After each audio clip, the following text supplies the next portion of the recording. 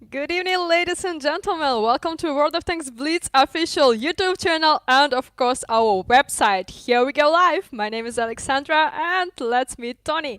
Hey, what's up, guys? Nice to be here. Let's roll.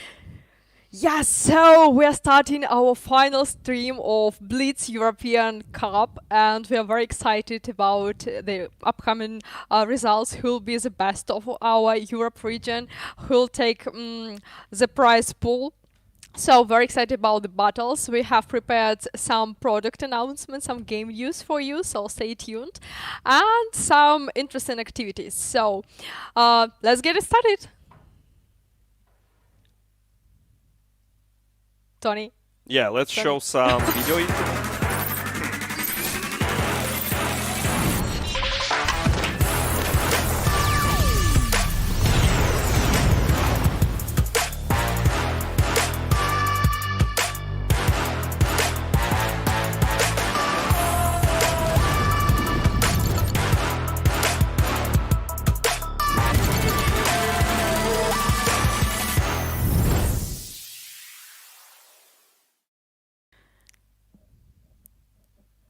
So yeah, a little bit cheered up with the video, with the intro of our Blitz European Cup. So yeah, today we'll see 3 matches.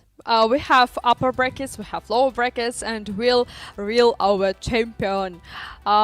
So 3 teams will be playing today with us, and as I have already mentioned, we have prepared some game news for you, so stay tuned.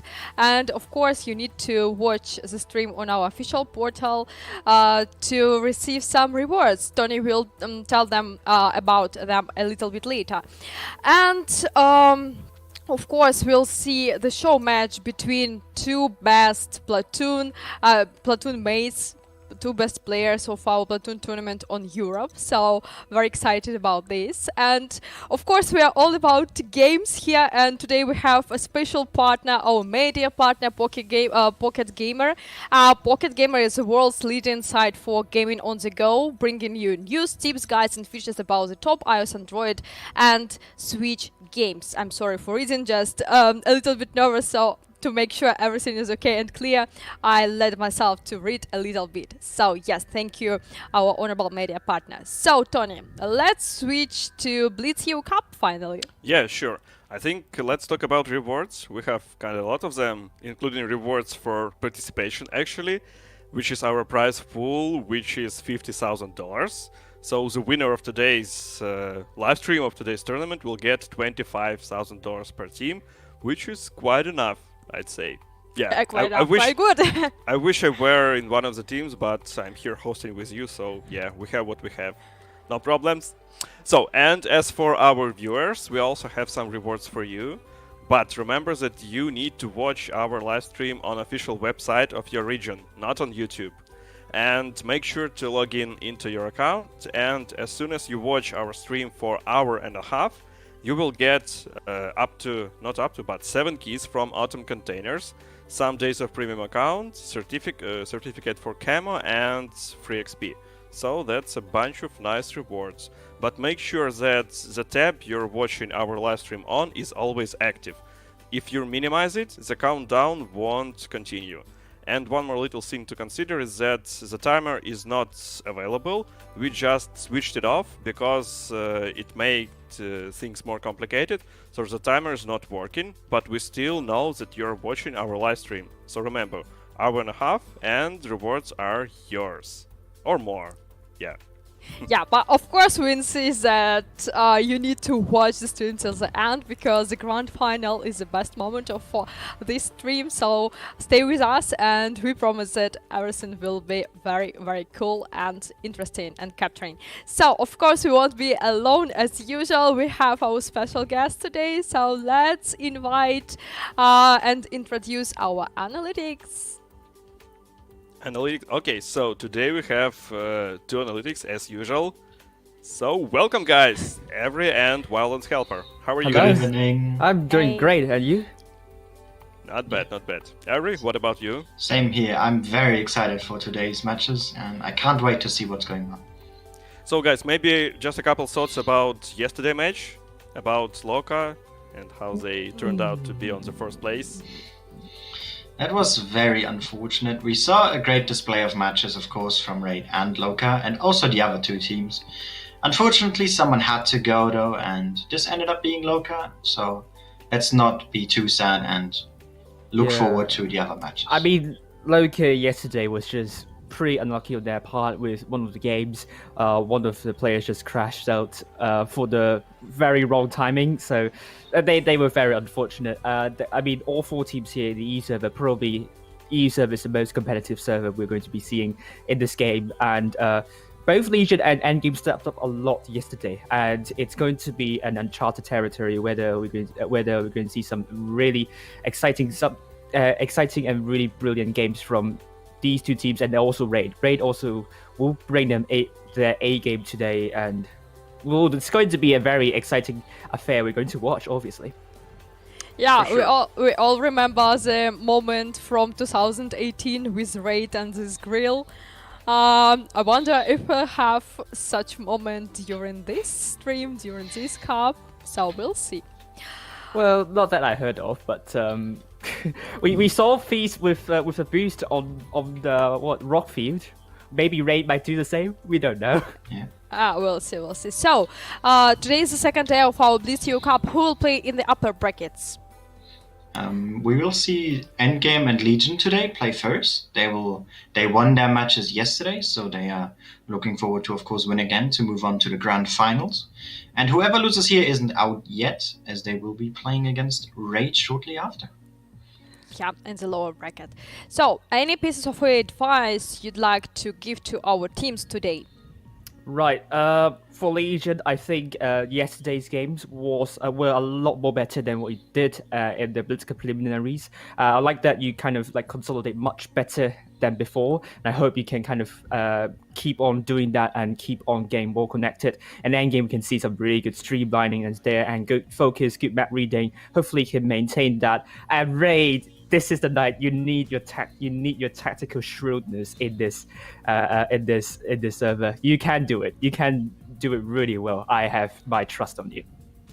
Definitely, as already said by Weldon's helper, the teams all today are amazing, of course. All of them are very close to each other, with maybe some ups and downs on every team, but everyone has that on some bad days or some really good days. So all we can really say is stick to the tactics that you've practiced and do what you've always done and try to be better.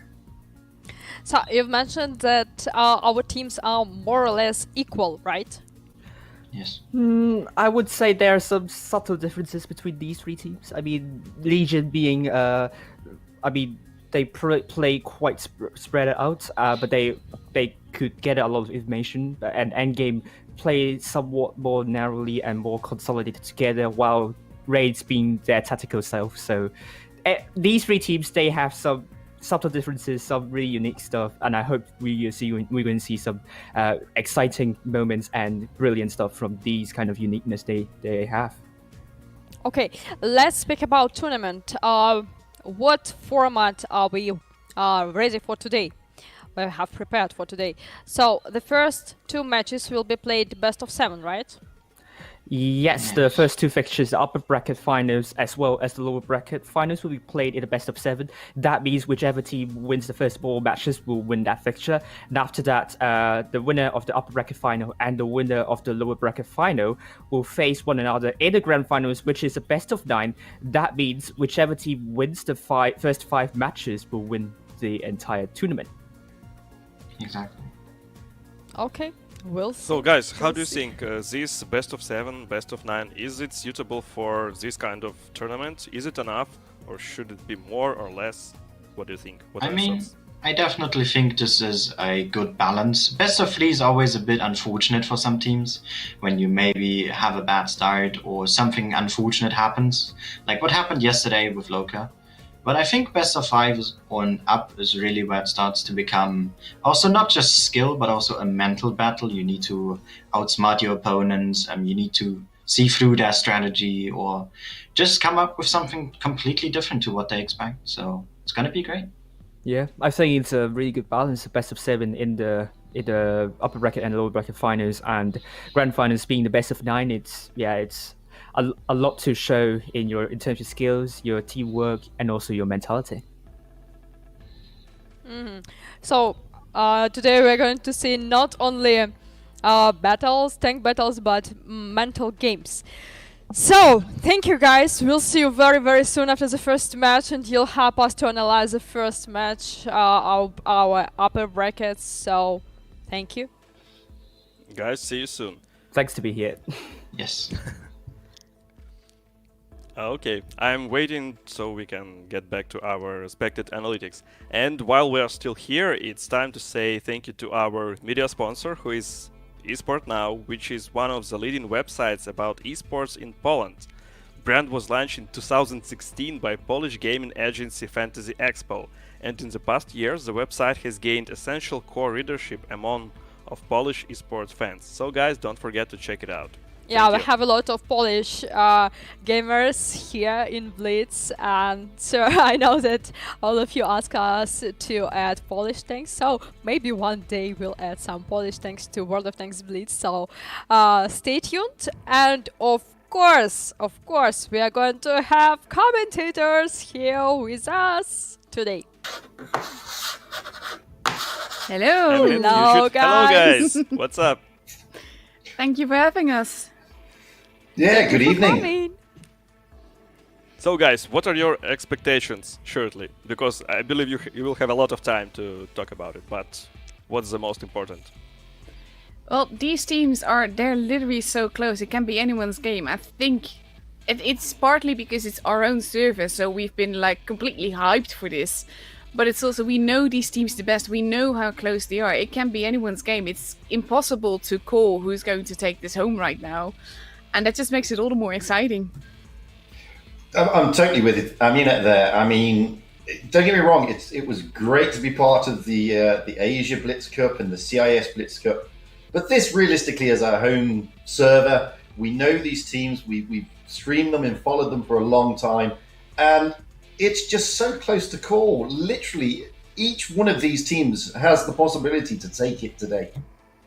So raise your shields for Europe, for Blitz Europe Cup today, and let the strongest team win this match. So guys, good luck. We see you soon. Thank you. Thank you.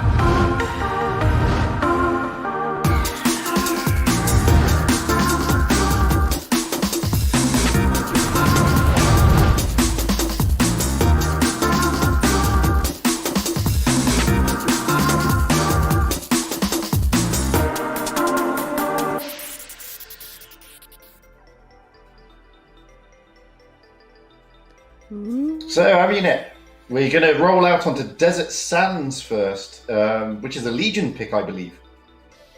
Okay, yeah, I'm not sure whose pick it is. I've not really kept track of that, but Desert Sands is one of those maps that the teams seem to quite like it. It's picked by most teams, as in not excluded often.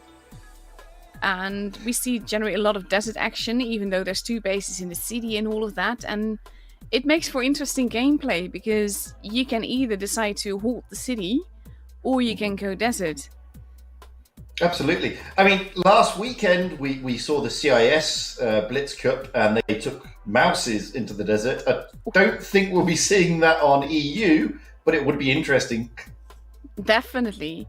The overall EU meta seems to be more mobile than what the CIS server plays with, though, and I actually quite like that, because it generally makes for more tactical gameplay, less aggressive and frequent pushes like that. But when they come with a big hammer. Indeed. But, I mean, we've got 2 fantastic clans, Legion and Endgame, and God, Legion have yes. been riding really high. I mean, they've been very strong in the pre-quals. They played a very strong game yesterday. But Endgame, well, I mean, they're always there to spoil people's parties. That's one of the reasons I pretty much adore both of these teams. And here we go, we're already loading into the battle, and we see Legion sporting 2 E100s, a Kranwagen Object 140, a T22 and 2 E5s versus 2 Kranwagens, 2 T22s and 3 E5s. So relatively mobile lineups on both sides, except for those E100s. And already we can see Legion sending some of their mediums into the city area, with Takadas here in the 140 trying to get those spots. Whereas Endgame have sort of spread out a bit. They've got a couple of tanks in the city, one on the lines, and the rest going towards the desert. Zerd already losing quite a bit of HP there, just driving over. But that's a big risk to take. But that's why Orca is there in the Kranwagen to stop that. And I think it was Orca who connected with Zerd. But Whoopsie, very aggressive into C. And that's dangerous as well, because he's not alone in there. And he's set upon by 2 tanks from the endgame. So that's going to be very dangerous for Whoopsie. He's going to be out pretty quickly here. Absolutely, and Whoopsie is now trying to get out of there, but he's just not going to manage it, I don't think. Last is AFK of Endgame is going to be able to take him down here. and actually, it was Icacophonus. That's a big disadvantage for Legion straight away, because they didn't get the base and they're now short on a gun. Although Justin is trying to cap the B cap, but we've got a bit of a move here by Radicoso and Object, but there are more tanks on the Endgame side in that move. They seem to be a bit hesitant though. I think Legion did not expect to lose Whoops that fast. I don't think they expected people to be at base C. And now Justin is getting a bit of a pounding in the E100 in the B cap there. Object 3 as well, just going over that little hill. NG also getting absolutely hammered here. Legion seems to be caught completely off guard here. Absolutely. I mean, Engine's going to go down. Unfortunately, we're not going to see that, but he will go down. And there goes Justin. He's gone down, and Engi goes down as well. Very clever gameplay by Endgame here, because they were at that base C, and Legion mistakenly thought, I think, that they were all in the desert. It looked that way. Now, Dakilas has gone down, and so far only Nico of Endgame is down. But there are 4 tanks down on the Legion side, and make that 5, make that 6. And Radicals is not going to be able to get 6 ammo rounds in one, well, let's say 10 seconds, and there he goes. Very convincing win by Endgame here, but this was pretty much misjudgment on Legion's side. It seemed that way, and this was their pick. This map was their pick, so they felt confident in that map. We're now... So we've already got Endgame going 1-0 up against Legion. So Legion really need to consolidate and, reevaluate and pull their socks up a little bit there. Look at the difference in damage. There's about 10k damage between the 2 teams. That's how fast this went. That's how strong EG's focus fire was here. And how called out Legion was. But I think you're right. I think Whoopsie and Legion as a team was taken by surprise by the fact there were 2 tanks of Endgame there. They did look like they may be trying to take all their tanks into the desert. Legion probably thought they were going to, and it really put them on the back foot. And then you've got Justin trying to jump into that B cap just to try and get something back. And again, he was then focused. Yeah, it was just really clever gameplay by Endgame here, because they kept themselves hidden in the city until that C cap started to get caps. Absolutely, and they only lost 1 tank Endgame, and that was Nico. That's quite telling, to be honest with you. I mean, it wasn't the Legion that we know. Let's put it that way. It was a bit of a slaughter. And here we go, second map, Dynasty Sprawl. Very small. This is an Endgame pick. It's one of those maps, it can go every which way. Basically, super heavies can play a big role here, but super heavies, they come with strengths and they come always with weaknesses as well. Well, talking of super heavies, I mean, we've got Endgame with 2 IS4s, 4 E5s, and a mouse. Looking over at Legion, however, we've got 3 mouses, 3 E5s, and a Kranwagen. That's exactly what I mean. Those mice can hold very well, but they're also big weaknesses, literally big weaknesses as well. And it's no surprise that they're heading towards the city rather than heading towards the C cap. Although there's going to be, I mean, we've got Endgame going to the A cap, and we've got the whole of Legion sort of looking at A and B coverage, with the B cap now being taken by Legion. Yeah, they're not going for it just yet, though. I think they're waiting to see who's there. The thing is that Legion has a few players alone, and EG has smelled that, and they're going for it. And Legion is pushing in quite fast because they have to react if they want to save Dakudas. And there is going to be a brawl around that center monolith. You can see here that Icacophagus is looking very unhealthy. He's down to 495 hit points. Winch is trying to come in to help out, but he's in a mouse. They're very slow. Yeah, but once they get those shots in, the focus fire again from EG is on point. And there goes Dakudas and Object 3, both down. 2 tanks lost already. Endgame have lost a lot of hit points, but they do have the hit point advantage just at the moment. Yeah, but they are basically... Legion is lacking a gun, and that's so important at this stage. And all those mice, they can soak up a lot of shots, but can they take the tanks out enough? And that miss by NG can be very important here. And as you quite rightly said, I mean, the endgame are focusing Whoopsie here in the E5, leaving those 3 mice till the end. So they've now got plenty of tanks to focus on those massive hit point pools. And they can just get around them. There's only 2 mice left now. They have the armor, but there's too many tanks to take out here. And they're just circling them. Yeah, I mean, Radicoso here is just being swamped by the endgame guys. Winch is just trying to hold back Justine there, but let's be fair. I mean, Radicoso is going to go down, 91 hit points left. This is basically, it's like a pack of wolves. Both last game and this game. Endgame is bringing it today. That's for sure.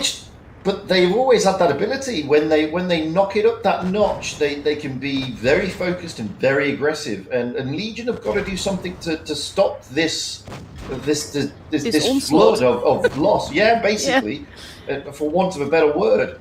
I mean, we've just seen it on Desert Sands. We're now seeing it here on Dynasty's Pearl. Legion have got to do something to counter this from Endgame. And Endgame must be feeling pretty confident by now, because this is like 2 games with massive damage between them. Yeah. And very convincing wins, both these games. Absolutely, but again, I mean, this is not the Legion that we've seen in the prequels. It wasn't the Legion that we saw yesterday. It seems to be a nervous Legion, and which is unlike them. So, and a very determined and very focused Endgame. I think that latter is the bigger part. It's more like Endgame is playing pretty aggressively. Like both these games, they smelled a weakness somewhere and they just went straight for it, basically not giving Legion time to react. Indeed, and it's I mean, it's ironic that when we watch the Asian Blitz Cup, the Asian teams like to focus the mouse first. Yeah, Endgame leave all 3 of them until the end and focus out the lower tanks. But that's exactly why I got a little bit frustrated commentating Asia, because as much as I love the teams and they're epic as well, you should always shoot the juiciest tanks first, because they're the easiest to get rid of. The more guns you take out of the equation, the easier it is to win. Absolutely, we just saw that there. I mean, there were 3 very healthy mice, and Endgame went for Whoopsie in the E5 and then left the mice alone. Exactly. And then they just swarmed around those mice. And that's why, especially taking 3 of the same tank can be a very big weakness. Absolutely. Well, this is another endgame pick, Mayan Ruins. So again, are you expecting heavies on this one, or it's more super heavies maybe? I am not. Hopefully not as much as before, but I do expect some super heavies here, because they can hold their own very well here as well. And here we go, Legion taking 2 Kranwagens and 140 and 4 E5s versus an E100, 2 Kranwagens, a T22 and 3 E5s. So no super heavies aside from that single E100, and a lot of mobility on both sides. And talking about mobility, we're just rolling with Dakudas here. He's going to try and cap C and try and get those early spots. He jumps into the C cap. But look at the way the teams are lining up over the ridge. This is dangerous, because they're going to know it's Dakudas that is capping that. And he does get reset, but those 3 E5s can be very deadly. At the same time, I don't think EG knows that most of Legion's team is there. Mm-hmm. Exactly. There are E5s behind Dakudas. And there are 3 E5s from Endgame coming in. Last Day's AFK is coming in as well. But we do have tanks in support. Yeah, but they're not going to go for the base. I think they're smelling that they might have a gun advantage there, which they do. And They're they are going pushing. to go for it. And they And I are pushing. think they learned from that last game they have to be more aggressive versus EG in order to take this home. They're focusing Orca, but NG and Dagadas are losing HP very fast here. And unfortunately, we've gone to the middle of the bit here where we've got the Kranvagans fighting over each other. Down goes Orca. Cacophonous not looking too healthy either. He's the next in line, but Dagadas gets taken out first, and NG is almost gone. And there goes Icacophonous. And there goes NG, and both teams, basically, it is pretty close, but again, it will depend on the focus fire. Yesem is almost gone. Yeah, Yestem is almost gone there. But so is Leicester's AFK in the T22. He is now a one-shot. Yeah, but he got to safety, and that's very important as well. Romka's doing a great job here for endgame. I say that and then he gets taken out, but he was doing a good job there tying up those E5s. Zerd getting E100 there and pretty much being obliterated. It is 4 versus 4, but Last AFK is in a safe position there. He's not going to get shot, and he's going to go after Yestem.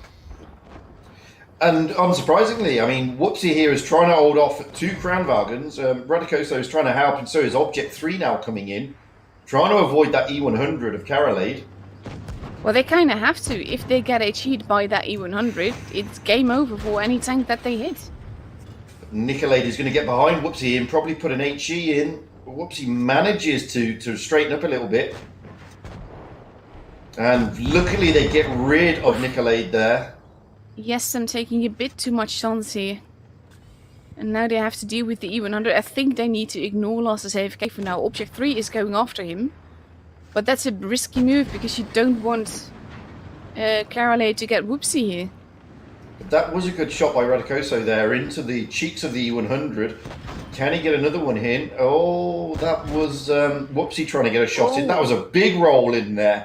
500. And a very important tracking shot here. And with that shot, Carolade might have sealed EG's doom for this game.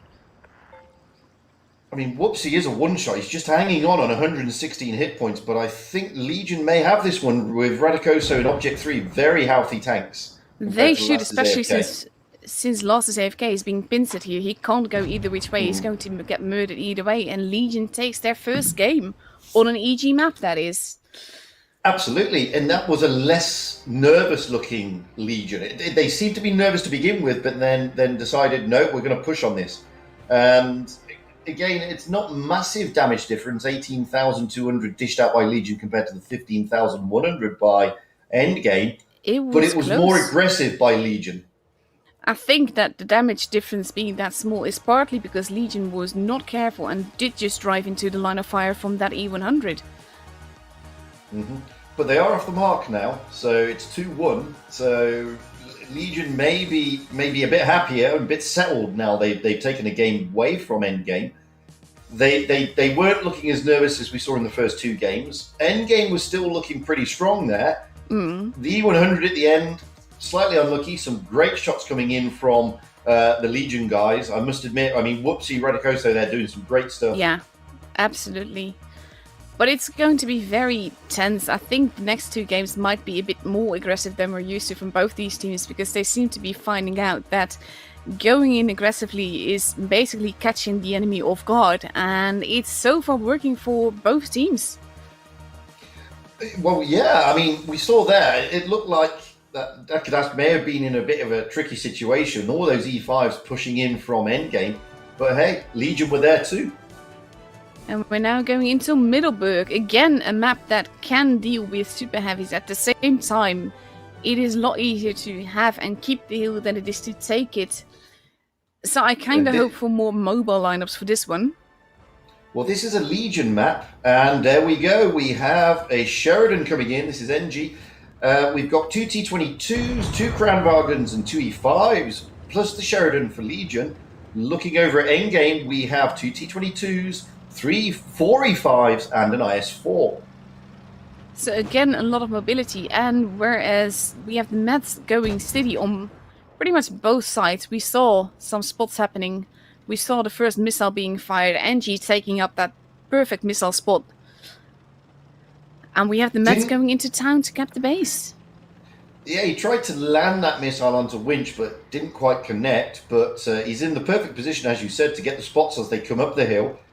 Looking at the mini-map, they are taking the B cap, those Mets, the T22, but look at Endgame's move here. That's the thing. If you know that there's tanks in the city, you can go for a push because you know you have the gun advantage. And they that's have exactly two what gun they're doing. advantage. Because the T222s, although Whoopsie and Dakadas are now coming back, but Endgame do have the advantage. Exactly, they will need to push fast, but Legion is nicely dug in.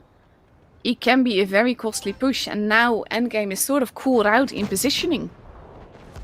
Well, it was costly. I mean, Romka's lost a lot of HP during that move, and he's down to 976 hit points. Now he's down to 600, so he's not looking healthy. And Winch has also had a fair bit taken out of him. And that could be exactly the advantage that Legion was not necessarily counting on, but hoping for. They're now pushing into those heavies. They're taking out Romka. They're going to be focusing those E5s. Oh, look at the focus fire here onto Winch. That was fantastic. Last is AFK, not wanting to be there, but having no choice in being set upon by 3 tanks, including a Sheridan that takes half a K of damage every time it shoots. I have to admit, this is better stuff from Legion. Better focus fire, calling out the tanks, picking those targets. They all focus down there on the one tank, leaving the T22 Oh, of Laster's look at AFK. that save. Oh, look at those missiles going into Nico. I am honestly so glad that they're not going to be in the game that much longer, not in tournaments in any case. Yeah. But this is exactly why. But they do work, and Legion is using it beautifully. And this was Legion's map, but that is much better game by Legion. That's more like the Legion that we've seen. They bring the scores back to 2-all. That was much more focus and determination from Legion, working as a unit. Very good as well. I mean, look at the damage now. They've definitely regained their footing. I mean, and this is what we expected to see. I mean, we expected to see both these clans really giving it their all. They're two fantastically, professionally, top of their game clans, and boy, are we seeing some good stuff. And honestly, I'm absolutely loving that. I love that it's like a 2-0 and then it becomes a 2-2. And again, that goes to show how close the EU teams are, and it just makes it such a joy to watch and commentate. But as we said, I mean, Endgame in the first 2 games were quite aggressive, and they took the advantage there. What we've seen here, we saw Endgame being quite aggressive in that last game on Middleburg, but their push sort of petered out with the focus fire by Legion, who were hunkered down, as you said. Exactly, that last part, Legion was not going for C. They were really counting on Endgame, pushing there, counting on NG to make it a juicy target like bait. And it worked. Absolutely. I mean, poor Romka got absolutely wrecked going along there. And he was one of 3 E5s in the same rotation, by the way. Yeah, so but that's the focus fire part. Exactly, and like I said, Legion refound their footing here. We're now going to Oasis Palms. Again a desert map, again a city side and a basically a desert side. I can't call where they're going to go here. Well, this is Endgame's pick, so it'd be interesting to see what they choose. We have Legion taking 2 Kranwagens, 2 T22s and 3 E5s versus an Octopus. Brian's going to be happy with that. An IS-4, a T22 and 3 E5s and a Vickers. Yeah, absolutely. Brian, aka Rolling, will be happy with Ike Confidence rolling out in an Octopus. Fantastic camo, but I do want the blue one. And look at it, Yestem not necessarily alone at base C, but keeping EG from even advancing there. And looking at the minimap, you can see a bit of rotation here by Endgame. We're heading towards the A cap, but there is coverage there from Legion. Although that coverage is rotating out slightly back towards his spawn. Yestem taking a bit too much of a chance here. Peeking out a bit too much. But he does have 2 E5s of Radicoso in Object 3 just behind him. I'm trying to see what's going on in the city. We've got two tanks in the city, one in the spawn. There we go. So Dakadas is just moving forward. We've got the Yeah. two Kranwagens of Zerd and Engi in the city, just waiting for that B cap to pop, which it probably won't do. Although Romka is close. The thing is, though, that now EG has a base. They have a point advantage that's ever growing. They have a base advantage.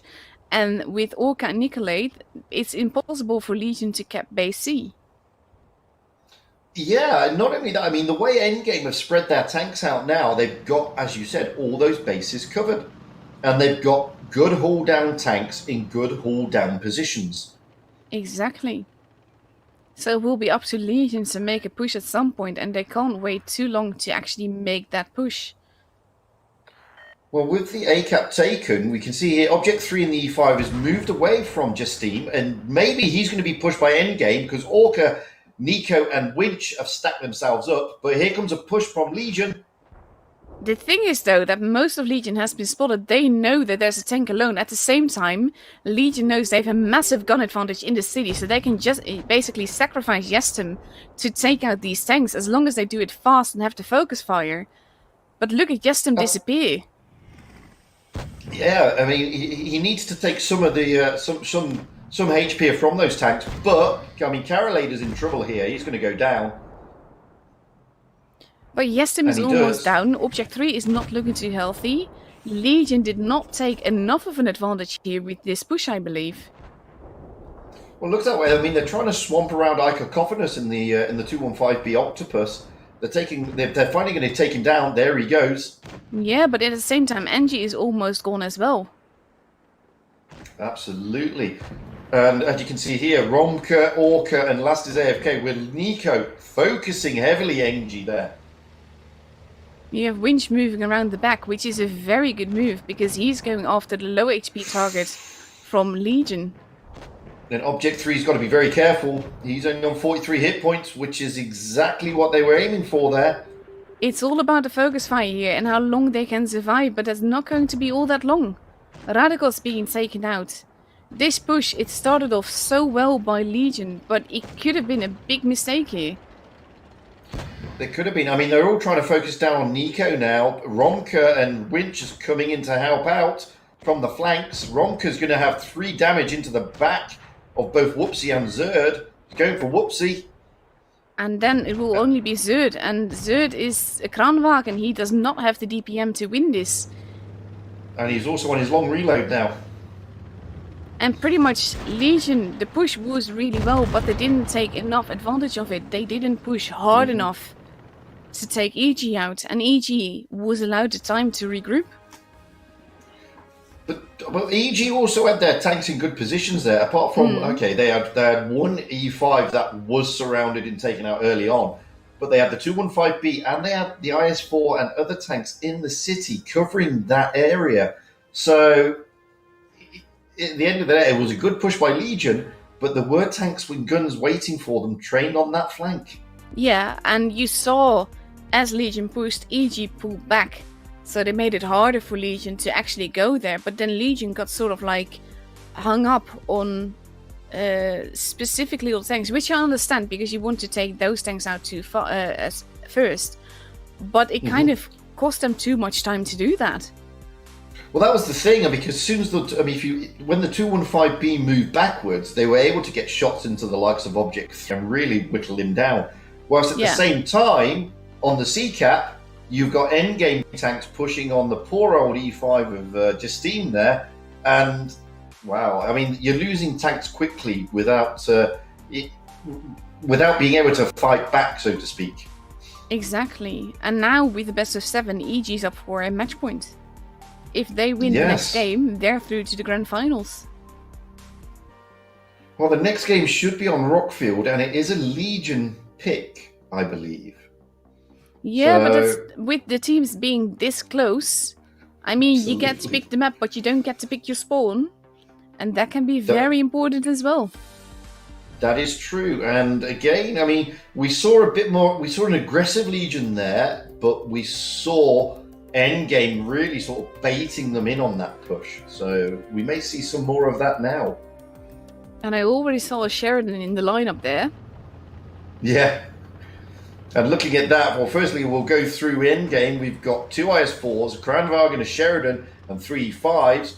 Moving over to Legion, we've got an E100, an IS-4, 2 Crown Wagons, a Sheridan, and 2 E5s.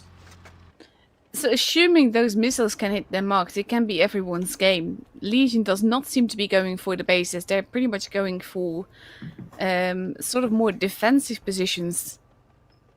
Testing out the borders, seeing where endgame is. And Radikos here is all alone, sort of. The three endgame tanks there, 2 E5s and an IS-4. Oh, he's now got support as Radikos, so he's not alone anymore. But it's interesting, we have a Sheridan show-off. Both shooting something at one another, but not actually hitting. Absolutely, just firing over the ridges, which is an interesting one. I mean, at the moment, First Blood has gone to endgame with Object 3 and Radikos both being, Object 3 really being pummeled. Yeah, but he's also playing very aggressively. I do not understand this move, honestly. They caught General in the open because of that reaction. But at the same time, it's been costly for Legion as well. Whoopsie is now having to come up to help out. So's NG in the Sheridan, so that obviously Legion are thinking that they can probably stack up here and push down on the General and the other E5s, but Endgame have reacted also. That's the thing, the reaction time is so fast, and Yestem is caught out alone in the open again. And he's in an E100, that's a lot of hit points to lose, and then down goes General first though.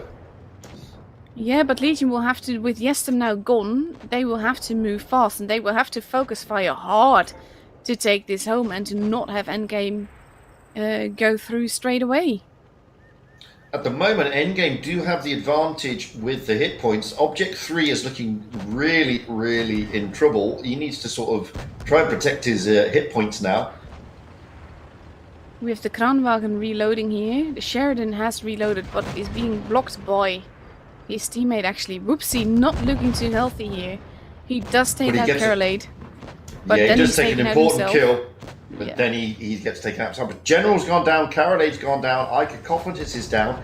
So, Legion do have a tank advantage. But Object 3 is not going to be long for this world. He's barely alive with 11 HP. And they've got to find those low hit point tanks, Legion, if they want to take this to a decider. Object 3 is about to go. Yeah, but Radikos takes the hit from the missile, and then Object 3 goes to Romka. And it is 4 versus 4, but HP-wise, there's just over a K advantage for Endgame. And it's all about that focused fire. If they can bounce the shots, if they can survive long enough to get the shots in, it could still go either which way, but Endgame seems to be stronger here. But we've got Zerd on a one-shot, Radikos on a one-shot. Radikos goes down. Now they're going to focus on Zerd. NG is there to try and help out, but he's in the Sheridan. Zerd goes down. It's 2 against 4. Romka is a one-shot. He goes down, but it's still 2 against 3. And one of them is a very juicy Sheridan, followed by another juicy Sheridan. But there's too much HP disadvantage here for Legion. And too much of a gun disadvantage as well, and that means that EG is going to go through. I mean, they're still alive, but it's fairly certain how this is going to end. Especially with Endgame now not surviving this one. Yeah, I mean, Dakidas, the best he could probably hope for here is to be able to take out Nico. He's not going to reload in time. He may not, because Orca's going to put a shot into the side of him. Like that. There he goes. And Endgame is through to the grand finals. Which means that Legion is going to be facing Raid next. Absolutely. There you go, I did say absolutely. But again, this was like EG playing very convincingly and Legion again misjudging what EG was going to do because they thought they had the advantage as base C, but EG pulled back so fast they were like an iron fist and Legion could not get through. Absolutely, I said it again. But you're right, I mean, they pulled, not only did Legion push through, which seemed a good idea, they had General there and another E5 in Cacophonus, but it was the reaction of Endgame, not only to come in into support, but to also and most importantly, leave tanks there to deal with Justine in the E100. Yeah. And I think that if Justine had been at base C rather than in the middle, it might have been a different game. But he was literally called out. And that's when you're dealing with the Clan Light endgame. It's a very dangerous thing to do. But not only that, I mean, it's a big gun with a lot of alpha. Okay, it takes a long time to reload and a lot of HP out of the game early. Yeah. Sort of, you know, Endgame did lose 2 tanks for that 1 tank, but it was worth it for them because they don't have to worry now about that E100 and all those hit points. Exactly. But let's go in here. What do analytics think about this? Let's hand it over to Every and Wild Ones. Indeed. Hello. Hey. Hey, so here we go. The first match is done, and we have one team in grand final already. Right. Every, did you see that Amarak on Sudakidas always his bombs? I saw that, Amarak. Oh my- I don't think our commentators noticed, but I don't think Daku so, does. but it was game changing. 1,400 and he was Yes. gone. Blue. I do think up to that moment it was pretty even with the hit points, Yeah, but yeah. that deletion was mind-blowing. Press the button delete and yes, Dakudas is removed. Yes, that was very unfortunate, but Very that's what it is about. And a T-22 Amarak is not hard to find, so these people probably aim for it. Well, but overall, we see Endgame actually made the perfect counter to Legion style and play. We are seeing kind of the old Legion here back in the Blitz Cup preliminaries, and Endgame countered that Legion very well. Yeah. What I really have to mention here from EG's playstyle today, and I wrote this down I think 3 or 4 times, EG pincering every single time on some of these maps where they won. Like the last one, when it was a 4v4, Legion had 2 tanks split, and Endgame just focused on the 2 that were together, got those tanks out, and managed to secure the victory from exactly that. I mean, let's talk about that first game we are seeing right here. It was actually good reading from Endgame overall. Whoopsie, trying to capture that C, but didn't realize there are tanks there. I think that won Endgame the game, and it was just really great movement from Endgame overall. I mean, it pretty much started the snowball here against Legion, losing that first medium very early. The E100 as well, losing to those 2 tanks that were there. And an endgame really good focus throughout these matches. Right, I mean, true indeed. I mean, second game, endgame make a really, really ambitious move to kind of get the tanks down. I think both teams did really good focus fire, but in the end, it was down to the lineups of these 2 teams. Legion, 3 mouses was the main difference here. Yeah, I think the start of this victory here for Endgame really was when they noticed the lack of tanks there. Mouse are also slow and don't have a lot of DPM, so Endgame of course leaving them for last, and that's exactly what happened. They had 3 mouses left, and they're not gonna out DPM anything, and even with a lot of hit points, even it's both not teams enough. did really good focus fire. I mean, both teams, don't get me wrong. Both teams really good focus fire, really down to the tanks here. And now we are seeing this one. Legion made the really risky move to kind of push, because I saw the numbers, both teams, same numbers in both sides. Legion, it was really focus fire that won them again in the end. Definitely. This game was when I thought Legion picked themselves together again, getting that focus fire back on the tracks and just being aggressive is really what hurt Endgame here. I don't think they expected this, especially over the C camp. Legion not even wanting to cap it, just straight up pushing over, and as you said, the focus fire was phenomenal. But Endgame, I think the bigger problem for Endgame here is their formation. I think they didn't rotate that very low hit point tank of the E5 backwards, and that was a really good move from Object 3 and Redicosis shutting down Lastis AFK. And this game, whoa, Endgame being a bit impulsive there, making a really aggressive move, but Legion worked their numbers really well. At first, I'm worried about the double T22, didn't really flank, but no, Legion just kind of worked their way around perfectly. Yeah, Endgame was a bit, as you said, ambitious here, pushing it too aggressively, too far forwards, and then sending those 2 T22 mediums down when the rest was already up fighting wouldn't have really been the best call. They should have stayed up and fought with the team. But also, that victory went to Legion. And now you're seeing here, Oasis Palms, it's a really interesting match, and also known as Juicy Tender Steak. I mean, his dropping some hit points trying to cap C actually didn't really work for Legion, but Legion, they tried that push. I'm not sure why they kind of like separated those Crown Bargains, because you want to use those double Crown Bargains to your best advantage here. Definitely, and the issue here, I think, was, as I believe Aminet was it who said it, endgame just really well played, and we're gonna see the Amarek here. I'm pretty sure. There we go. Look at it. 1,400, and Legion not aggressive enough really, and endgame again. was. Did you see that? Yeah. And endgame really having that time because of the lack of aggressiveness here from Legion. Getting Yastem early and only losing one tank for it really worked for endgame here, and that brought them to match point. Yeah, I mean, endgame also worked their angles really well, and now we're seeing the last match. I wrote that down on my notepad. Is that really Legion playing too broadly here? But no, they actually regrouped very well in the end. But it was the Pinsamusen. You see it right here, Romka, Carolate, and so on, trying to prevent Whoopsie and also his NG to kind of wrap around endgame's forces. I think that was the reason why they won in the end. Definitely, and if you look at the minimap here, we see 2 dots and 2 dots. They are very split, and endgame doing it again. They are pincering from 3 sides that they have available, focusing down the correct targets, shooting down those that are dangerous and low HP, and just wonderful play here. And endgame with a deserved victory. Very true indeed, and well, I mean, that was the end game. I think it's the best game I've seen so far for endgame, and Definitely. Well, that was just amazing gameplay from endgame overall. It was. I liked the phrase "a phenomenal focus fire." Phenomenal focus fire. Amazing. Yeah. So, guys, how do you think? Will endgame take Mouses for the grand final again? Well, it depends on which map you're talking about, because we've seen I think we saw Mine Ruins with some Mouses, and we saw well, I think not this Mine Ruins, but before, and then we also saw Dynasty's Pearl, which is a map for Mouses, and we haven't seen Fourth Despair yet, which is also a very popular map for bringing super heavies.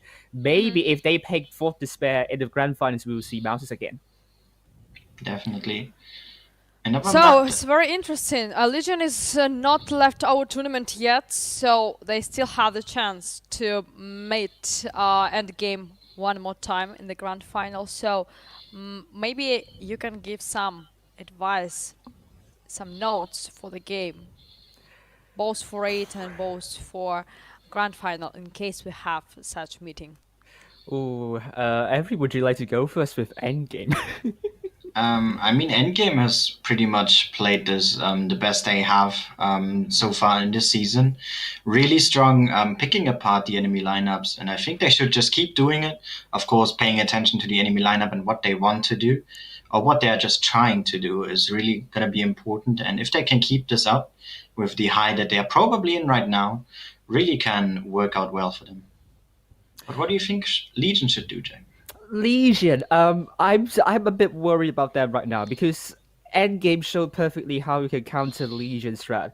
And if Legion didn't change something up against Raid, I'm not sure if they're going to succeed against Raid, because now endgame has shown to us what you should be doing against Legion. Legion might need some unpredictability here. That's kind of my advice to them. If you can make yourself much more unpredictable, also if you can contract and kind of work with your formation, so on, just be on top of your form, just calm down, be unpredictable, I think Legion can do something magical here. But I wish them all the best, and hopefully Raid, will we see them back in form? Let's see. Definitely. But unpredictable is a good advice. I hope they'll follow it. So, the first match is done. Tony, how do you feel? I liked it.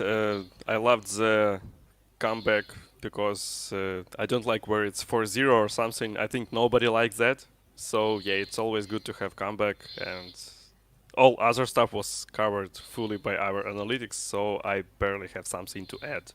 So That's yeah. why we have analytics and commentators. sure. So, guys, thank you so much. We'll see you after the second match. Enjoy the battles and see you very soon. Thank you very Thank much. you. Tony, have Yep. you been to Poland? Not yet. I think I will someday, but not yet. What Do you about know you? that Poland is very popular of its esport events and tourneys? Yeah, I heard something about that. That esport in Poland is has quite an extensive coverage. Yeah. Yeah, so you can check it on esporter.pl. It's also our media partner for today's tournament, and they have a lot of information about all esport events and tournaments. So everything can be found on this website. So check it after the stream, not right now, because right now we have some in-game news prepared for you. Oh yeah. Can I cover it? Because I love covering product Sure. announcements. Sure. So guys, today we have not one but two news for you. I think they're not as hot and even maybe heartbreaking as our previous product announcement very about pleasant. ATGM removal, but it's still something interesting and it's something I believe everyone will love. So the first one is something about our fun modes, practically speaking, gravity mode. I think it's Yeah, one of the most finally. favorite modes in our game by our players, and it's one of my favorite as well. So, you know that we have gravity mode available on several maps, including exclusive map, which is situated on the moon. And this Yeah. time, we are getting back gravity mode in mid-December, and we are also introducing a whole new map for this mode, which is called Everfrost. Yeah, And it's a now kind of let's see. Christmas present for you guys. It's it's something about Christmas, but it's very cold, so make sure to wear your most warm camo on your tanks. So yeah, and now let's check video about this map.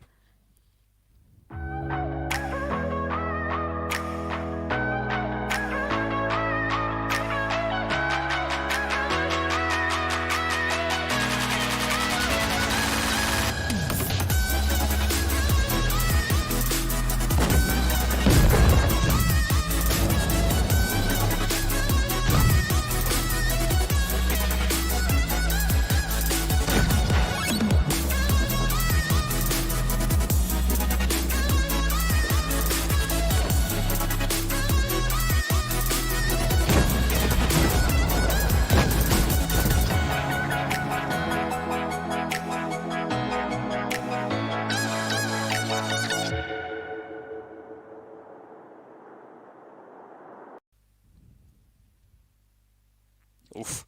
Out of space, new brand new map that will be available for gravity mode that will come back in the mid of December.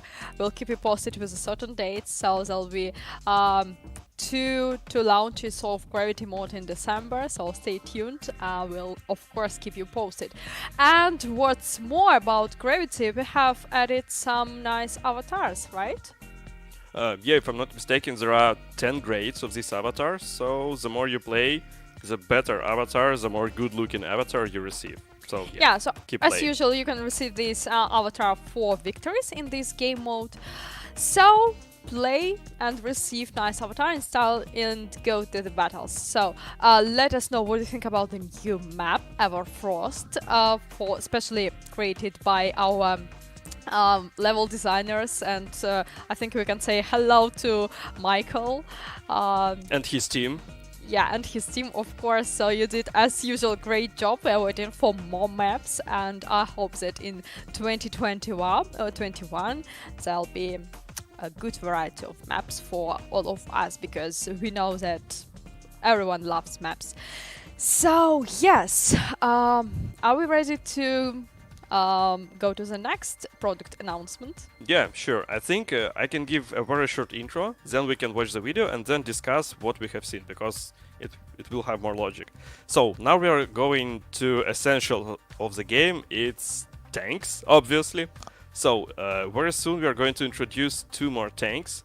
One of them is Tier 8 USSR medium tank, which is called STG, with rear-mounted turret, which is very unusual for a USSR tank. And the second one is Chinese light tank at tier 7, which is called M41D. And now we're going to watch a short teaser about them and then have a little bit of discussion. Let's go.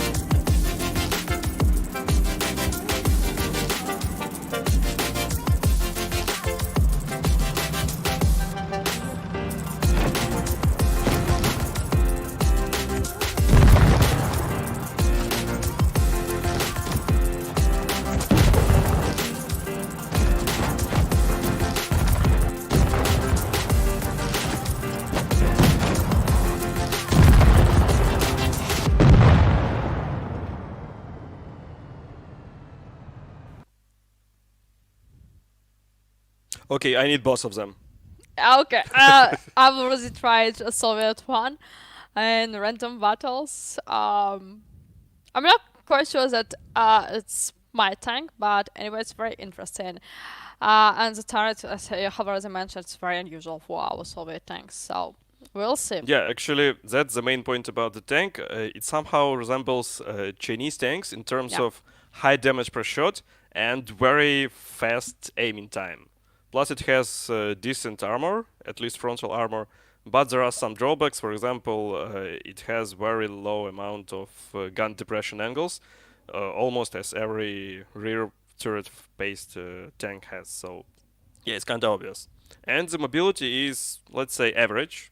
So, yeah, it will be an interesting tank both for newcomers and for skilled players because they will be able to prove it worthy.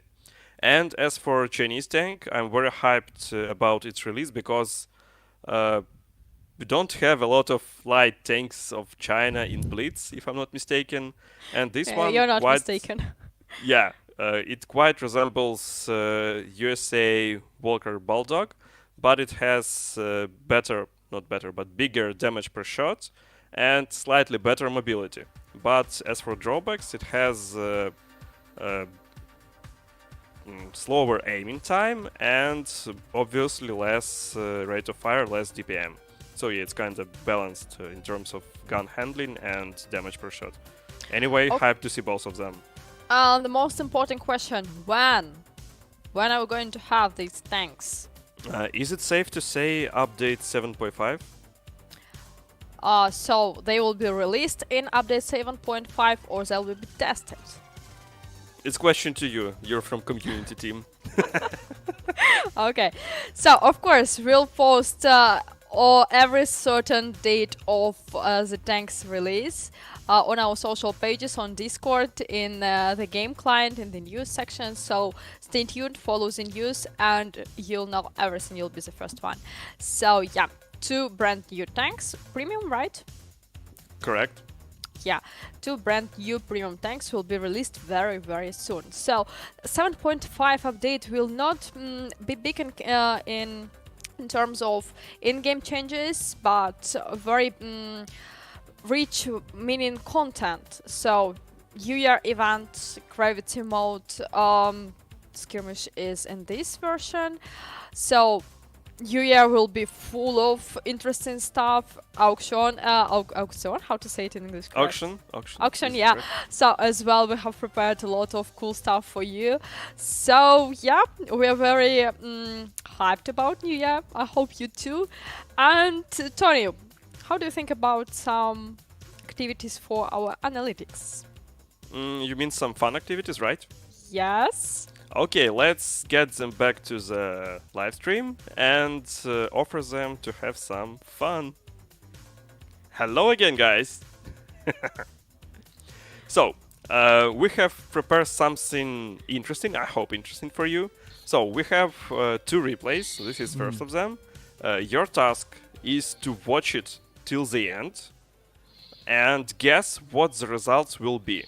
The main task is to guess which master badge will this tank get, like first, second, third, or maybe ace tanker, depending on the actions, depending on the damage dealt in the battle. So, are you ready? Yes. Yeah. Okay, as soon as we're ready, we can launch the video and see it together.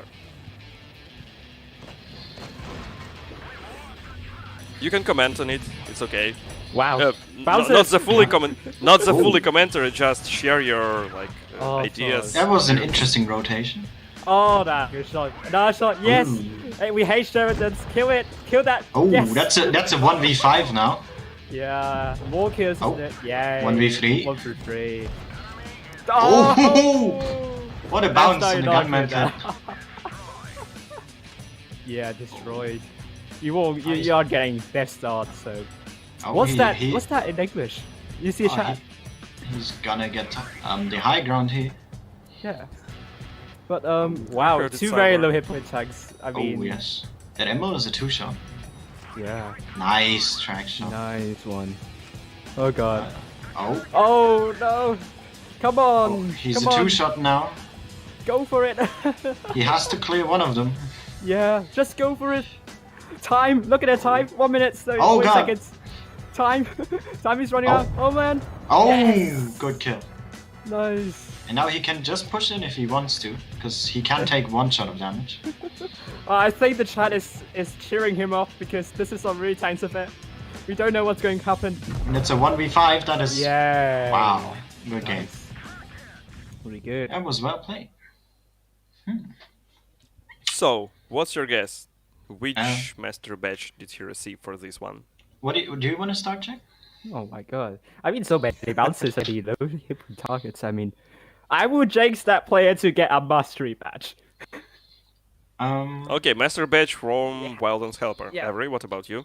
I mean, it was a 1v5. It was really well played, of course. He got the 5 kills, the Kolobunov, and he did about 4.7k damage, if I saw correctly, which is, of course, a great result. But as the Vickers Light has been played really well before by other players as well, the cap to get an ace is really, really high. So I would even dare to say this might be a first or second class.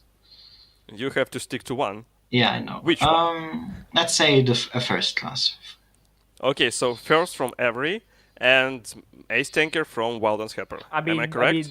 I mean, you could get a Kolobunov anyway, so. Yeah, Kolobunov, obviously. So, I know the results. I think we're missing a screenshot, but you have to believe my words. Oh. So, yeah, it was first. Not the ace tanker, but the first. Yeah, so I Avery, just liked congratulations. the logic of Avery. That was really very good Well way supported, of yeah. thinking and discuss. So that's why you are our analytic for today. Well. So, Tony, how about prizes? Avery just won the first battle. We still have another one replay. So, I know that starting December 1st, we're going to have a new operation, Christmas one. Mm-hmm. And I think we can present a few premium passes. Oh. For his channel, for a giveaway. Of course, for his channel and let's giveaway. do it. Let's do it. Oh, Okay, that sounds 25 nice. premium passes goes to you. So, but remember that the wow. date of our next operation is December 1st. So wait a little bit, and guys, Sure. of course, follow Avery because now he has something for you too. To share. Okay, and we have second replay. So, Wildland's Helper, you have to. You have Think to take this something. battle, yeah. Yeah, you need to take well, take it seriously, yeah, I know. Yeah, to get take it more than seriously. 1,000 subscribers, hopefully. it. So, second replay, we're ready to watch it. Interesting tank choice. Oh, is he gonna land that? HP, Oh. no. Nah, it's AP. Just AP. Yeah, Ooh, easy shot in. nice. Nice high roll. Right. Oh, he's gonna Is get he gonna that kill one. that? Yeah, of course. Nice. Look at that. Oh, he might be able to HE that. HP. Oh, Let's see. This is gonna hurt. Sorry. Oh, Wait, it'll give me the epic he, bounce. he took no, a lot of. it's going to be clear. He lost quite a bit of hit points out of that. Yeah, is that 7-kill gameplay? Because that looks like it. It seems to be. There's not a lot of Oh, damage. but he's up for low. him, though. Look at 320. Yes, he needs Ooh, to he's care. very. Oh, snap! Oh, Nice. Snapshot in. what a No. shot! Oh, he's gonna get that one. Yes. But look at the damage. Only 1400 so far. But Not a that lot, yeah. emerald- But 7 kills is just I don't know, but he's like farther back. I don't know. Oh, does he get that? Oh, Interesting. But this is very interesting. Oh, get it! Yeah. Oh yes, that's Ooh. that's good. That was a good game. Yeah. That was a perfect game. Good game. So, I will let you go first again because I already won the last one. Oh well, I mean, you can choose one and the same. It's okay if if you agree on it. Sure. Yeah. That's fine. because I do remember doing a lot of damage in an SU-152. You need to do a lot of damage in order to get a mastery. I Yes. didn't play a lot of SU-152 because I don't play TDs particularly well, so I don't have a really good idea about that. But 7 kills, but I don't think he got a lot of spots or maybe a lot of assisting damage. I like that gameplay though. I mean, many great shots and good kills. So, John, if you were a judge in World of Tanks Blitz, what Yeah. mastery badge would you give to this player? Well, that's hard. I mean, it's very subjective. But well, I mean, if I were being subjective, then first class. But if I were to be objective, I would say second, and that's my final answer. Second? Second. That's an Okay, interesting choice. Avery, what about you? Something we don't know, and what is really worrying me about picking is we don't know if he capped the base or not. We saw him near the A cap, or well, rather close to it, but we don't know did he cap it or not. Which cap points give a lot of experience and supremacy, which help towards your mastery badge. He got a lot of kills. One of his high damage shots, or I'd say 1/3 of it, was over range, so he already loses experience on that. But he got 7 kills, which does give a lot of experience, and just getting the medal itself. So I'm inclined to also think it's a second class, because the damage wasn't particularly high in that round. So, second class and second class, right? Yeah. So, I think it's safe to say that you are both incorrect. It's Ace Tanker, guys. What? Oh, what? Believe it or not, it's Ace Tanker, yeah. Oh my god. I should have been So, more emotional here. Yeah. So, I think since you're even, we need to give same amount of battle passes for Wildlands Helper as well. Oh, thank What you. do you think, only Alexandra? if Avery is not against. Yeah, sure, that's fine. Oh, thank you. Okay, nice, well played. Okay, guys, thank you. We'll be back to you very soon after second match ends to see what you have to say. See you soon. Thank you. Yeah. See ya. Whew. Alexandra, what do I you just, think about it? I just thought about the station when you have 7 kills, when you lost, when you as last player from your team, and you fight fighting till the end, and you receive second mastery badge.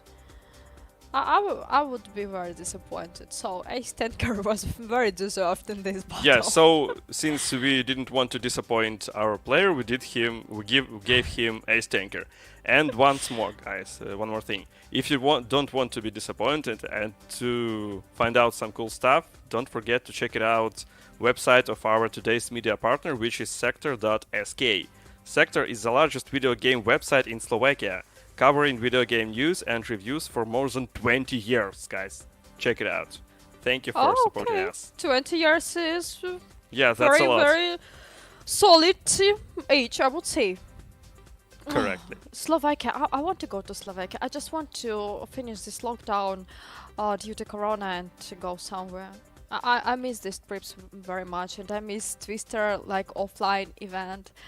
But anyway, Blitz Cups online is also a good format for us because we have a lot of people now that can watch the best region for them. So yeah, it also has some benefits to be online. And of course, it's more safer to stay online, as for now. So, Tony, very soon we'll start the second match.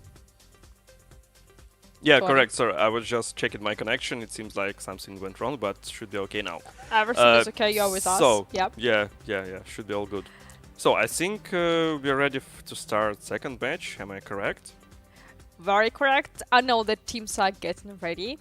The battle will start in 5 minutes, so I think that we can pass the stream to our commentators so they can explain everything about teams, about the second match. So, yes. Yes, Amanet, Fugit, you're on.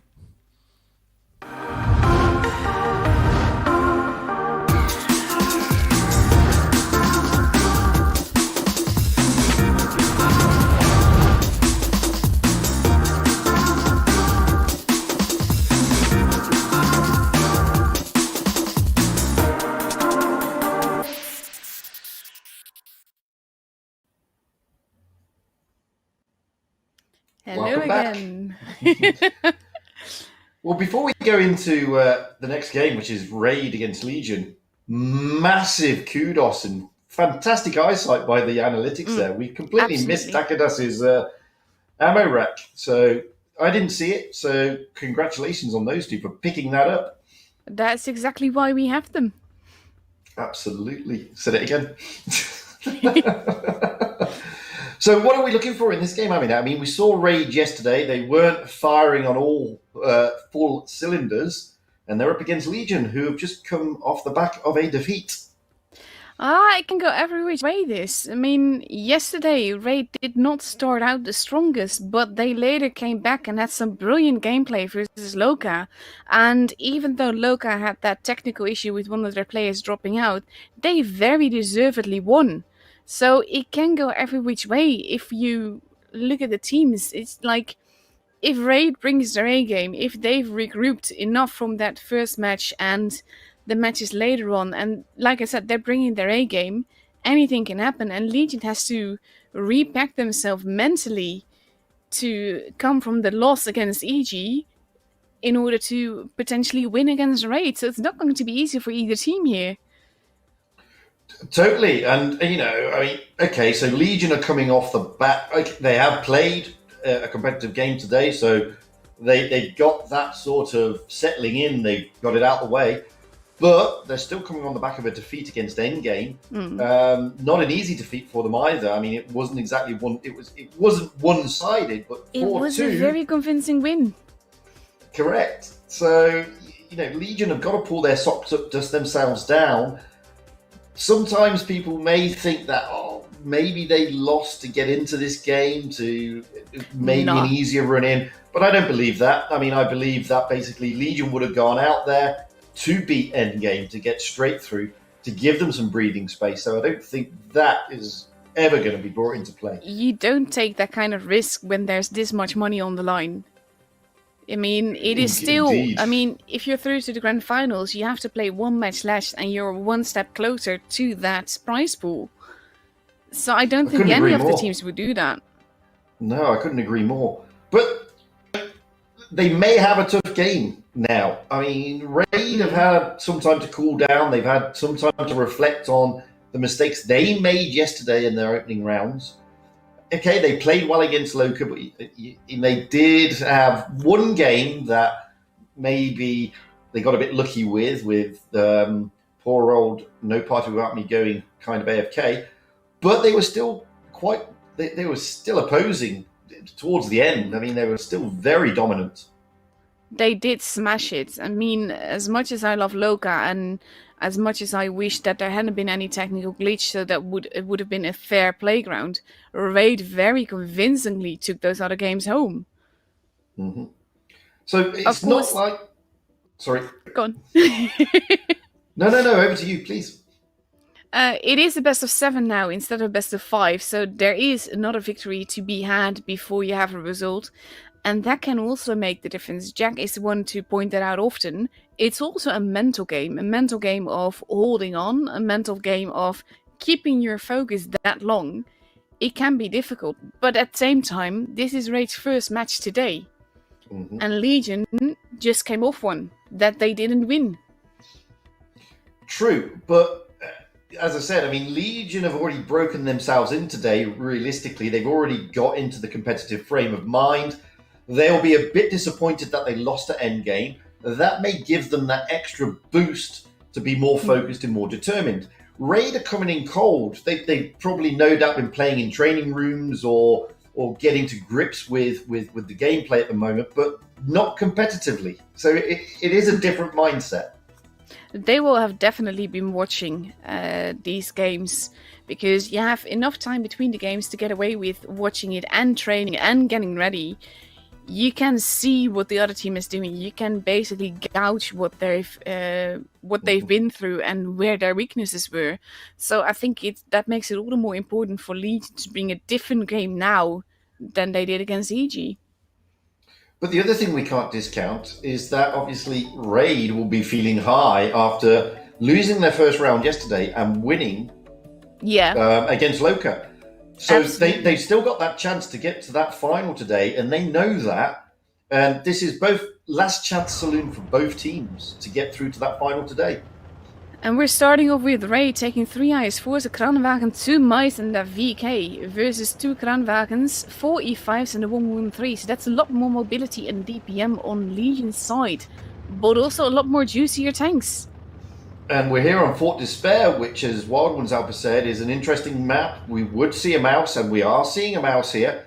And we can see Legion, they are pushing out towards that corner to get those spots and also into the B cap.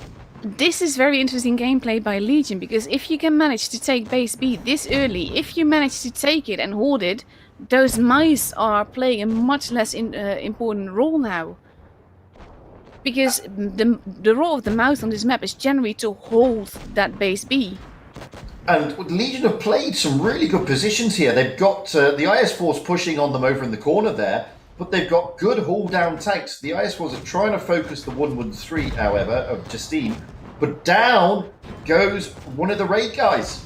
Yeah, and one of the mice is almost gone. The VK is almost gone. Legion playing this very aggressively and really catching Raid off guard here.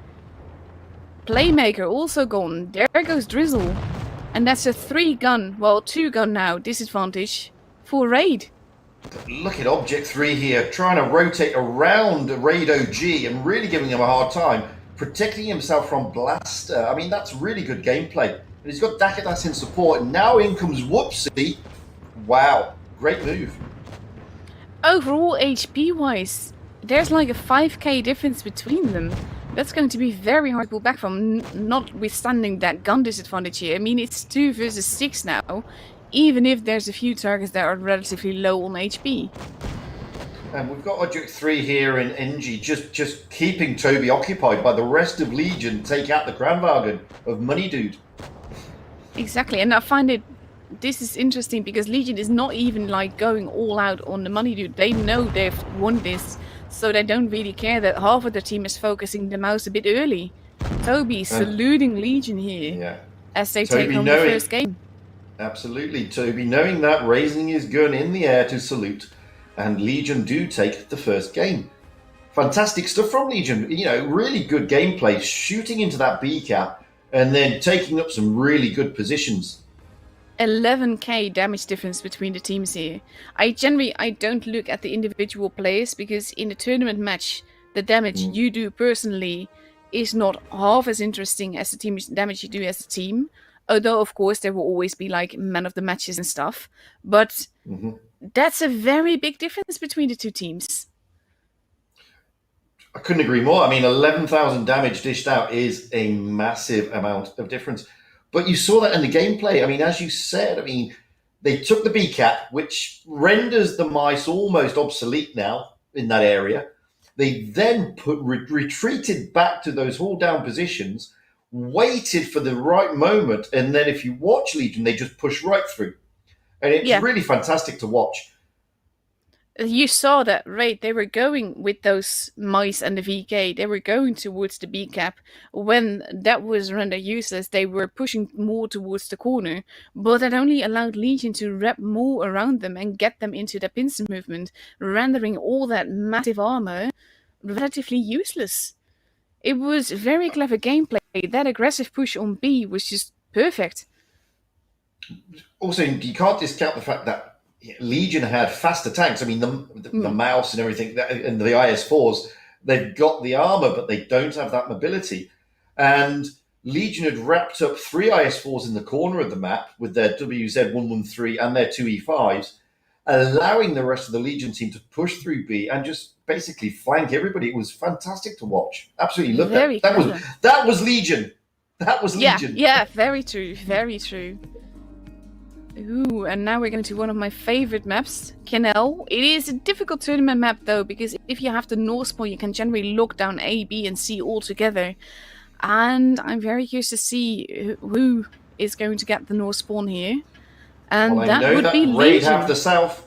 Yep, Raid had the South spawn on this one, so it's an interesting one. And looking at the lineups, we've got Legion in 2 FV4005s, 3 Kranwagens, and 2 E5s. That is an interesting meta pick, those FVs, and they're going to be very aggressive.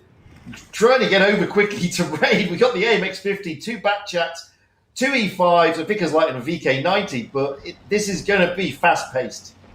This is going to be a very fast-paced game, because look at where the FVs are. They're basically stuck. They can't get out of there. But all of Legion now moving in to take out those E5s. This is going to be massacre.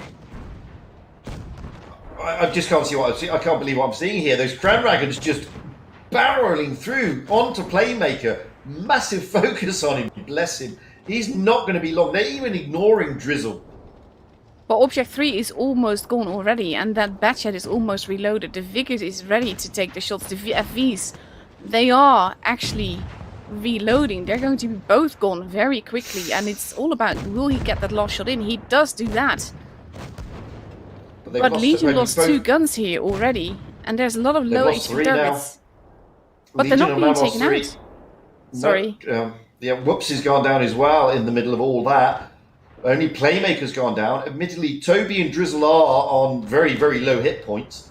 But Dakadas is also gone now. Legion are losing tanks. Legion will have to play this very carefully. The thing is that I always dub this area in the middle that is down as a no-go zone when we play tournaments in my clan. And there's a good reason for that, because Legion did not really have a choice, but it didn't work out for them. It looked like it may do, but those FV4005s were just focused by the light tanks of Raid, and it's paid off for Raid. You know, kudos to them. They've done fantastically well. The Batchats and the Vickers working in unison there, taking out those 2 massive Clipper TDs really hurt Legion. Absolutely. This was a very convincing game from Raid in turn, and honestly, that's awesome, because that goes to show what kind of matchup this will be. Again, massive HP difference between the teams, only this time it is in Raid's favor. Lots of tanks that survived, and it was just very close overall. The only one doing less than 1k damage on Raid's side is Playmaker, and he was the one getting focused. He was, but by then, I mean, it was great that they were focusing him, and it looked like they were going to get the advantage, Legion. But watching those light tanks of Raid push straight through that cap and focus those FVs, those are 2 big tanks gone. They're out the game. They've gone. And you saw there they were struggling to reload. You were right. You called it. The Batchats were almost reloaded by the time they got to the FVs. Losing 2 tanks in quick succession like that were always going to put Legion on the back foot. I think the mistake here was that those FVs stopped where they were. They could have taken a bit more damage going into that A cap, but I think overall they would have been safer there than they were behind the building that was too small to hide both of them. True, but this is also one of the problems with the Clippers, because if one of you clips out and then the second one clips out at the same time, you've got 2 tanks out of the game on very long reloads, which is what we just saw, unfortunately. But now we're going to switch to Port Bay. Bay. Yeah, always an interesting map. In the random games and in some tournaments, you see the clans going for that C cap, trying to get those light tanks over onto that corner. What will we see today, though? Well, we see Raid taking 2 Kranwagens, 2 T22s and 3 E5s versus an E100 and IS4, 2 Kranwagens, a Sheridan, T22 and E5. Very different lineups. I think it's a bit of a risk to put Yestem in the E100 again, because it's so far not worked out for Legion much at all. Couldn't agree more. It really hasn't worked out. I'm surprised it's an E100 and not a mouse, but we will see. I mean, we've already got Raid and the 2 T22s overlooking the C cap. We saw there previously that there was the Sheridan of, who was it, of NG, also overlooking it. There you see him there. With some of the Legion guys overlooking the A cap, and Raid have just spread their tanks out across the map a little bit here. The thing is, so is Legion, but I think Raid is better prepared for whatever Legion is going to do. Well, they've got their haul-down tanks in great positions. Those 2 Kranwagens overlooking that A cap in a really imposing position, because it's going to be difficult to pen their turrets there. We've got Playmaker in the E5 overlooking B. It's a bit of a stalemate at the moment, with Raid waiting for Legion to cap and Legion waiting for Raid to cap.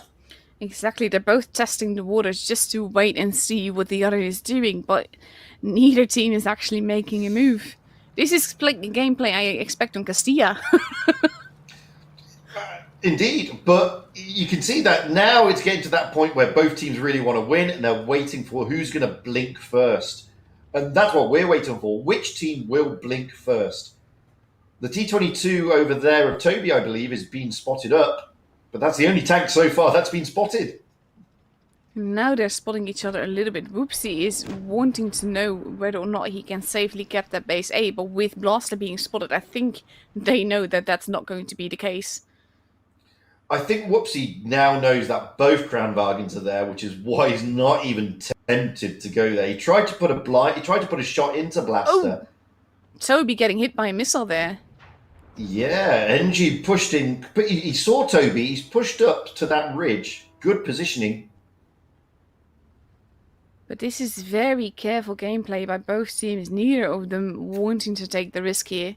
I'm very curious actually to see who's picked this map. All I know is that, no, we don't know. All I know is that Raid got the south spawn and that was it. But Toby getting another smacking.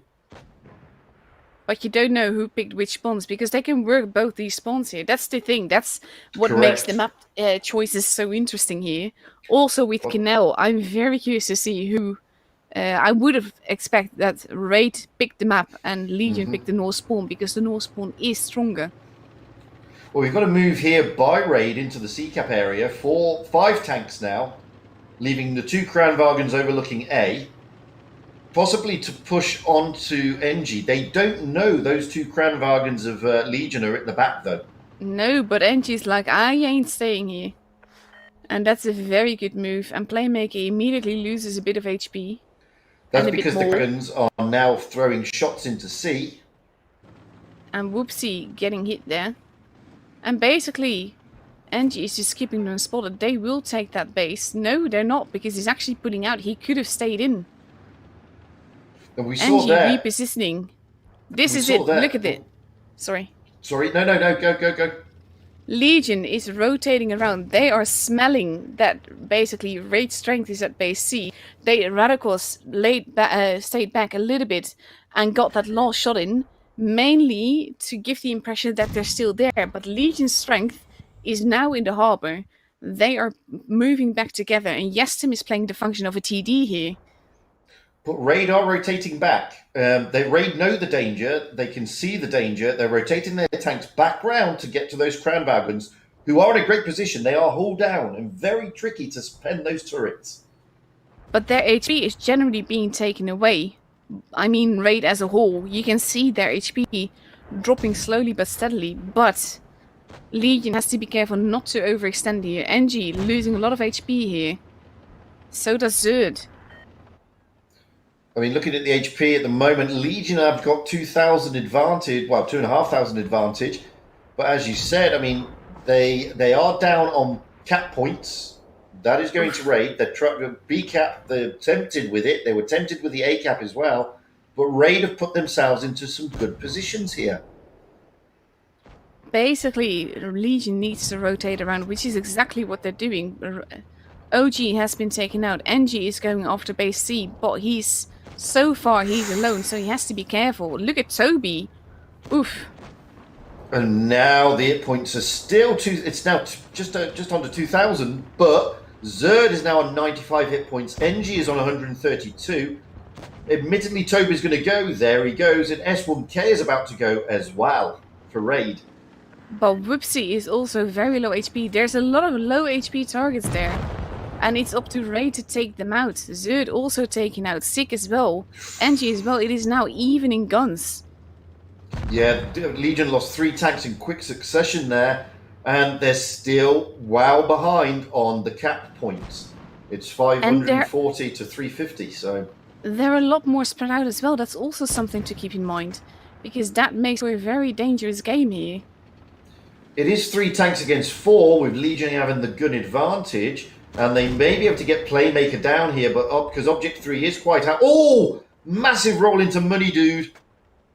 Yeah, Radicals actually expecting that. Playmaker almost gone. We have Dakudas going after Drizzle here. And we have Yestem going after Drizzle here as well. This could be turning into Legion's favour. They are down on points, but they do have the advantage now. There goes Money Dude. Can they get only rid of have Playmaker? 35 seconds.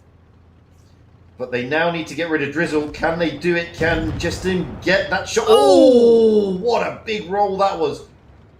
If He Drizzle needed to had do been that. in a more protected position here, Raid would have won that. I'm not blaming that on Drizzle, I'm just pointing out the fact that if they hadn't been able to kill him, then Raid would have kept the advantage and they would have won on that. I mean, that was a nail biter, real Oof. close, down to literally the final shot of the game. Yeah. And, excuse me. And if Justine didn't that shot or bounce that shot, oh man, that would have been just galling.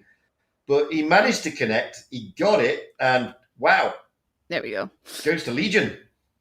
That was pretty much the closest game I think we've seen all season. It's not been like this before. Like, But- literally, survival would have meant victory for Raid. There were only 24 seconds left on the clock.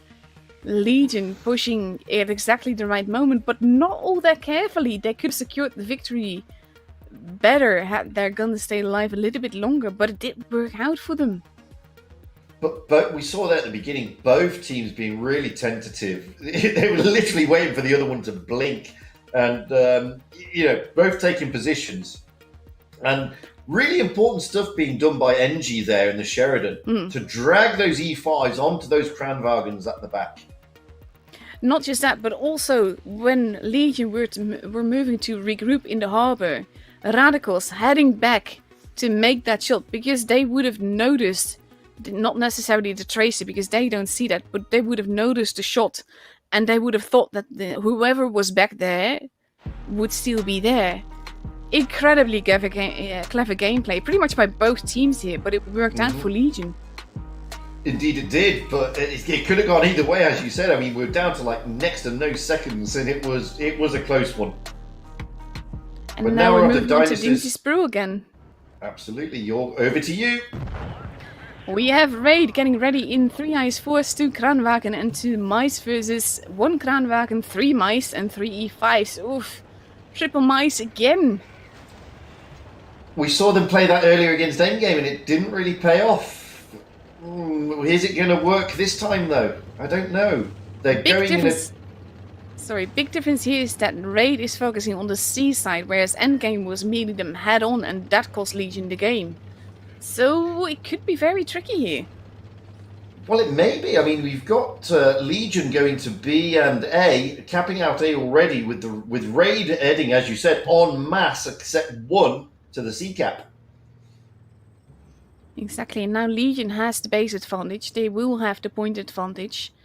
And Legion just has to play, well, basically keep base B protected mostly. Because C they can give away, that's no problem. But they will have to be very careful. because all those mice, they're very slow, they're very cumbersome. I mean, we're just here with Zerd, but just behind Zerd, I can see from the mini-map, there are 2 tanks coming around to try and put shots in. I can't see who they are at the moment, but they're going to try and get to a position where they can probably put shots into Drizzle and Playmaker from Legion. That Then has to be Raid- the 2 E5s behind That's what I'm Zerd. thinking. I can't see at the moment. Yeah, you're right. It is the 2 E5s, NG and Object 3. Raid are quite congested around this area. That can be dangerous as well. At the same time, Zerd is protected, but if they push him, then it could go over to Raid. There's not that much. They need to take out 2 tanks in order to get that point advantage back. But I think Legion want Raid to push Zerd. He's got 2 mice behind him and then 2 E5s as well. He has got good support. And I think Zerd is there to bait them. I'm not sure though, but he could be there to bait them. And not to mention that those... Well, now Yestem has been spotted, actually. But before, those 2 mice had not... No, actually, no. Radicals and Whoopsie have so far not been spotted. Raid does not know where exactly they are. And that's very important as well. Totally. I mean, they've Whoopsie and Radikos there, just holding back behind Zerd round the corner. Zerd is spotted. They know he's there. Is it enough temptation for Raid to push him, though? That's the thing. Or are they going to push onto the B cap, knowing that the 2 mice of Justim and the other... Sorry, Justim's there along with... I can't see who it is, unfortunately. He's got the 2 There's another tank with him just at the back. He's got the E5s now joined him, but I can't see who else is with him, unfortunately. And here you go, now Raid. making a move. I think they they're going to are. go through the middle after Yestem. They are, yes. That's looking like their game plan, straight into the B cap area. Wanted to take that B. We have the mouse pushing a little bit as well, trying to get Yestem out of the way so that he can't reset the base. They need that B cap and they need it fast, but Yestem is just like, no, not having it, pushing straight on in. But that's a dangerous move though, because you're basically showing all those tanks your weaknesses. But on the other side, Raid are showing their sides to the 2 mouses of Radikos and Whoopsie. That's the other thing. Oh. And down goes OG. We have Darkadas being set upon. We have Object 3 in the middle there. Sick losing a hell lot of HP there. Angie going after 6 some more. But this is much better play by Legion than we saw when they played EG on the same map with the same lineup. Much cleverer. I mean, they're just whittling round here. They've lost Akadas, yes, but look at the points advantage that they've got now. But also Object 3 cheekily stealing that B cap, making their point advantage bigger, even with Raid now capping base A. Admittedly, Zerd and Justim are low hit points, but they've got the cap advantage. And now they're pushing on to Playmaker. Whoopsie coming in with a little ram. Playmaker's in trouble here. And so's Money Dude. There he goes. And we're at 860 points. It is neck and neck when it comes to guns. And HP-wise, Legion has the advantage. Point-wise, we're at near 900 points. Base-wise, they have 2 bases. All they need to do is survive. They lost Blaster, did Raid, but then so did Object 3 go down. Playmaker goes down, 1,000 And they points. got it. Goes to Legion. Yeah, that triple cap made all the difference here. Legion playing a very smart game. This was a double trap. Zerd was the obvious one, but I don't think they expected Yestem to be a trap as well. Totally, and Whoopsie there. I mean, Whoopsie and Radikos just hanging back, unspotted for a vast majority of that game, were pivotal. Game changers. Well, the IS4s, if you notice, just carried on pushing through the B cap, and their sides were therefore wide open to the 2 mice. I think they really did not expect Yestem to have so much support. I think they thought those E5s were still behind Zerd. I think they thought the mice were elsewhere and would not make it there in time. This was, like I said, it was a double trap. And executed perfectly by Legion. I mean, it could have gone either way, but they got all the cap points. They were very secure on their hit points. They had more guns on the battlefield towards the end, and they rotated around and got all those caps just to make it doubly sure. Fantastic stuff by Legion. Much better than what we saw earlier. Yeah, but it's again, like I said, with EG, I'm not sure if it was because they know Legion well and they've played against them well. They knew to push that A side. And that's where they caught Legion off guard. And Raid, understandably, because I much prefer the C side as well, position-wise, and trying to gouge each other and trying to take B as well as C and all of that. But I think that because they didn't go to that A side, that is where Raid, well, not necessarily lost their game, but that allowed Legion to play to all their strengths with those triple mice. Well, I think that's the important point. I mean, I think Legion expected... Zerd was there to bait them with the 2 mice behind them, and then they didn't take that bait, Raid. So Legion then probably knew or realised they were going to push through the centre, and they were just able to counter-push. I mean, great stuff by Justine. He didn't stay there. If you watched, he pushed straight into the cap. So, yeah. You know, he did the right thing. Fantastic gameplay. It kind of forced a reaction from Raid, because if they had managed to cap base B, they could have just pulled back towards base C, and Yestem kept them from doing that. And onwards we go to main runes. Take it away!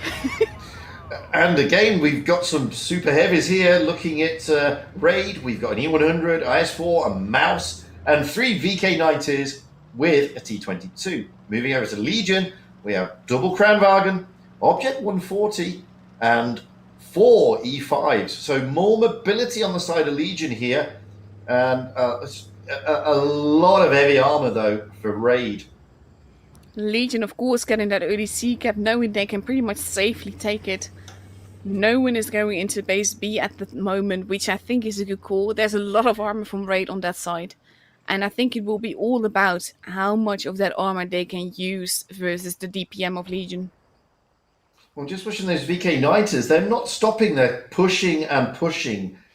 Yeah, they've got the mouse behind A. them, but they are going for base A, and they've got the mouse and the E100, the T22 just behind them. And in this case, I think Raid kind of needs to take base A. They're afraid to peek up and over because they know that base A won't be completely unprotected. But and it's not, I mean... Yeah. You can see the blind shots. Yeah. I mean, Zerd and NG are there in the Kranwagens to try and put those in. I mean, great move by S1K, though. Blind shots all around because Dagados fired one on Toby and we saw NG getting shot by a blind shot as well. It didn't pen, but they were in the right place. Well, so far, the only blood to be taken is that of Playmaker of Raid, and that was done by Zerd, I believe. So right now, we've entered a sort of a stalemate game mode. It's like, as long as neither team kept base B, then Legion will have it on points, because they're about 100 points in advance, because it took those super heavies so long to get to base A. Totally. At the end of the day, I mean, what's the moment? It's 2.5 tanks, basically. They've got to take out 2 tanks Raid just to get 80 points back, but they will drop points, obviously, Legion, for losing tanks.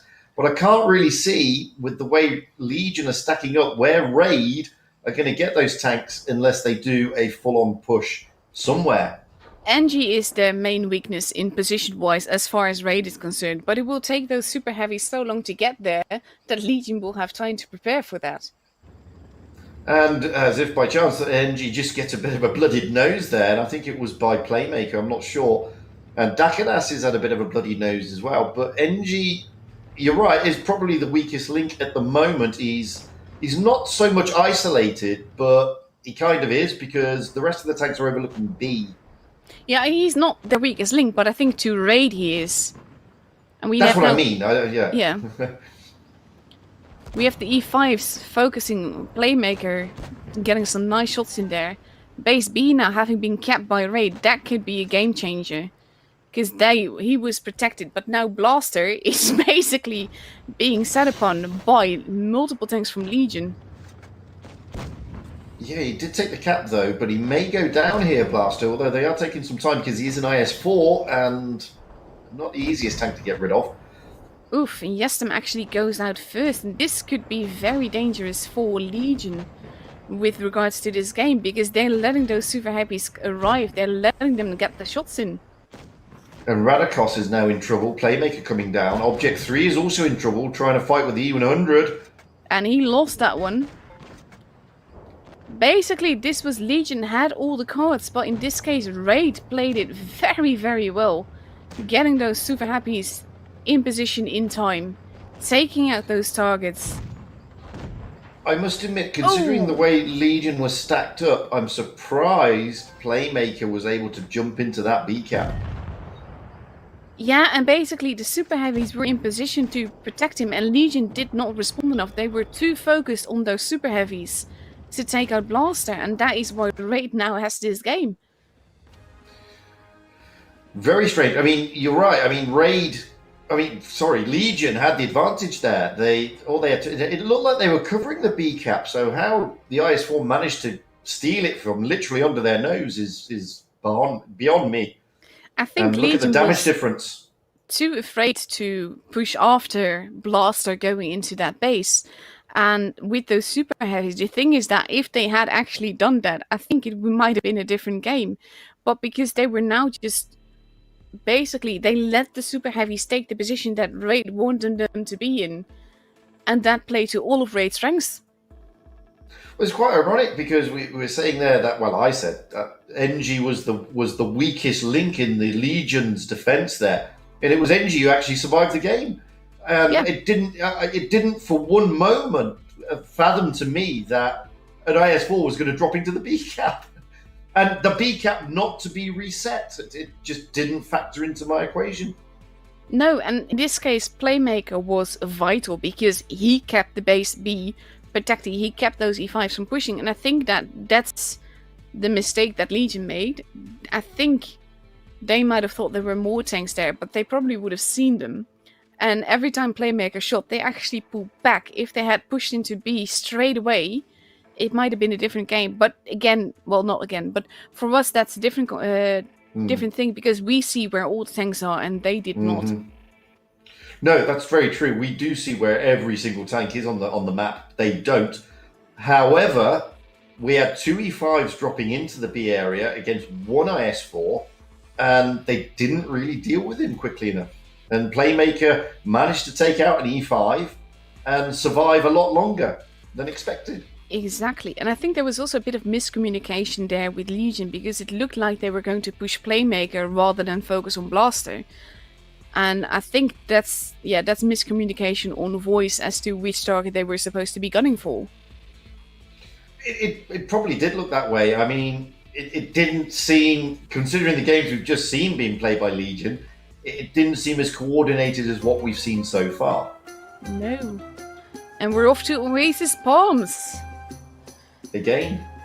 Yeah, they seem to be going for pretty much the same maps with the matchups that they get to choose in any case. And hopefully Dakadas will last this one a bit better. And we have Raid ready in the IS4, a Kranwagen, 3 E5s, a VK and a Vigus, versus 3 Kranwagens, 2 T22s and 3 E5s. So a lot more mobility on Legion's side, but Toby in that Vigus is the fastest tank by far. With a very long view range as well. Yes.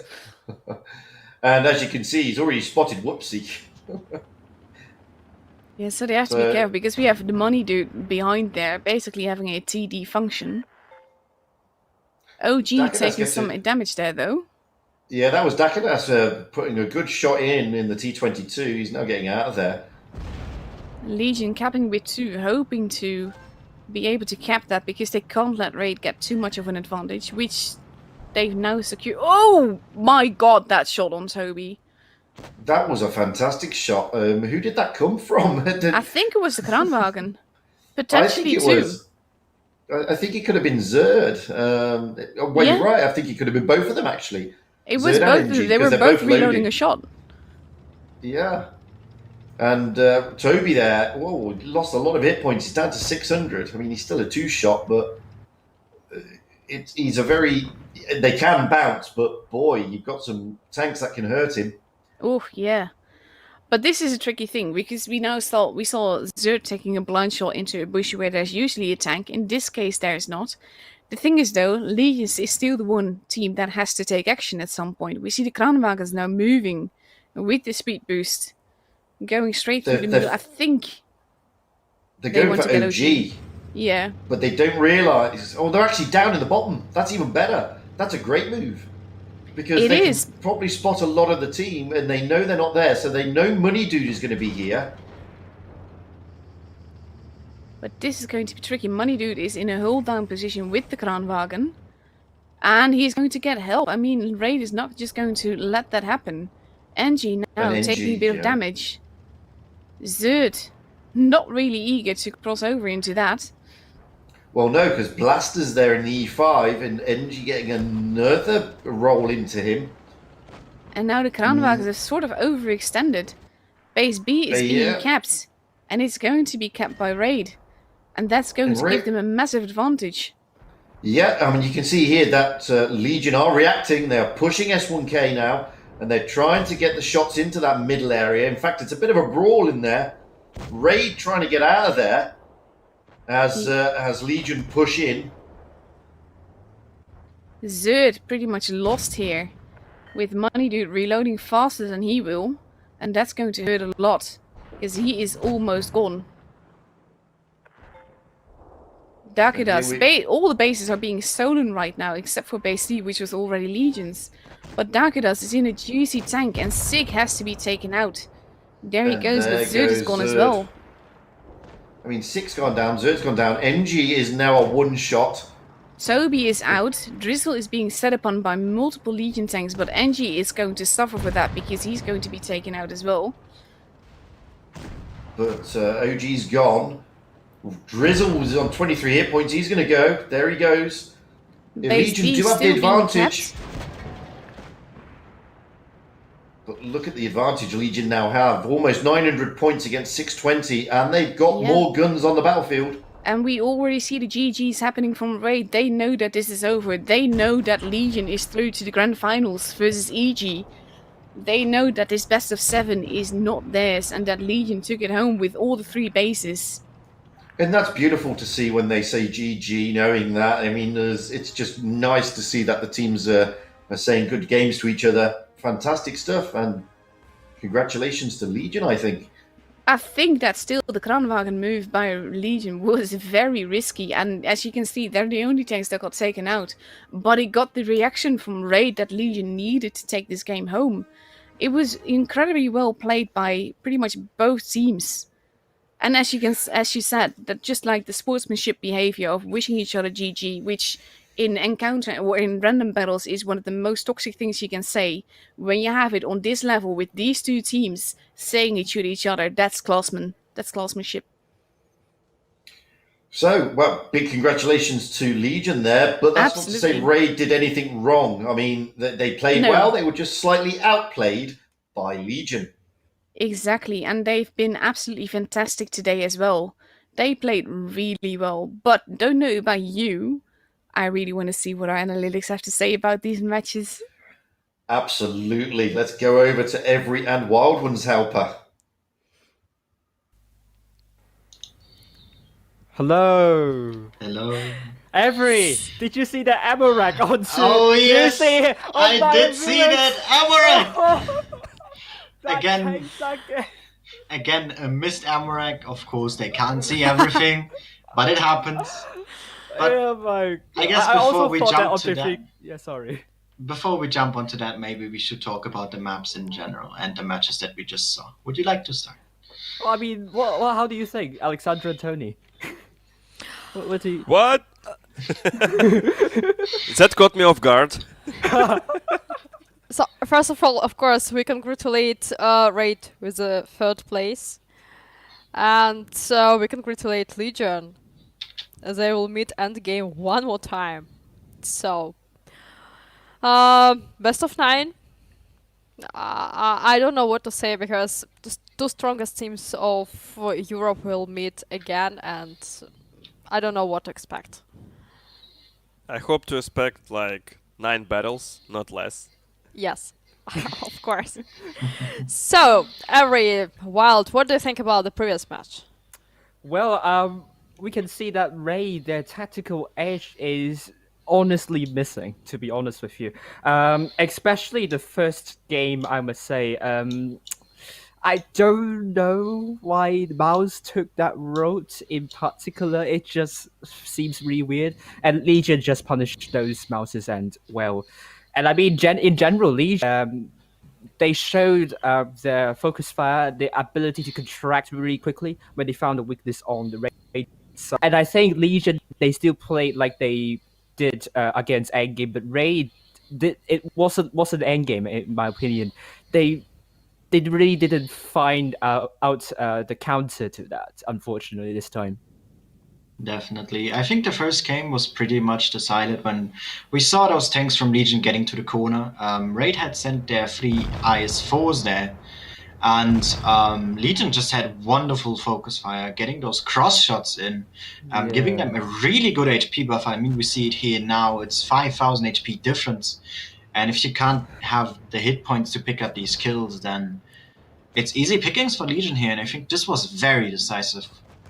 I mean, this game you're seeing right now, I really don't know why Mouse would take that route into B, because just Legion positioned themselves perfectly to the crossfire, and then this game, it was...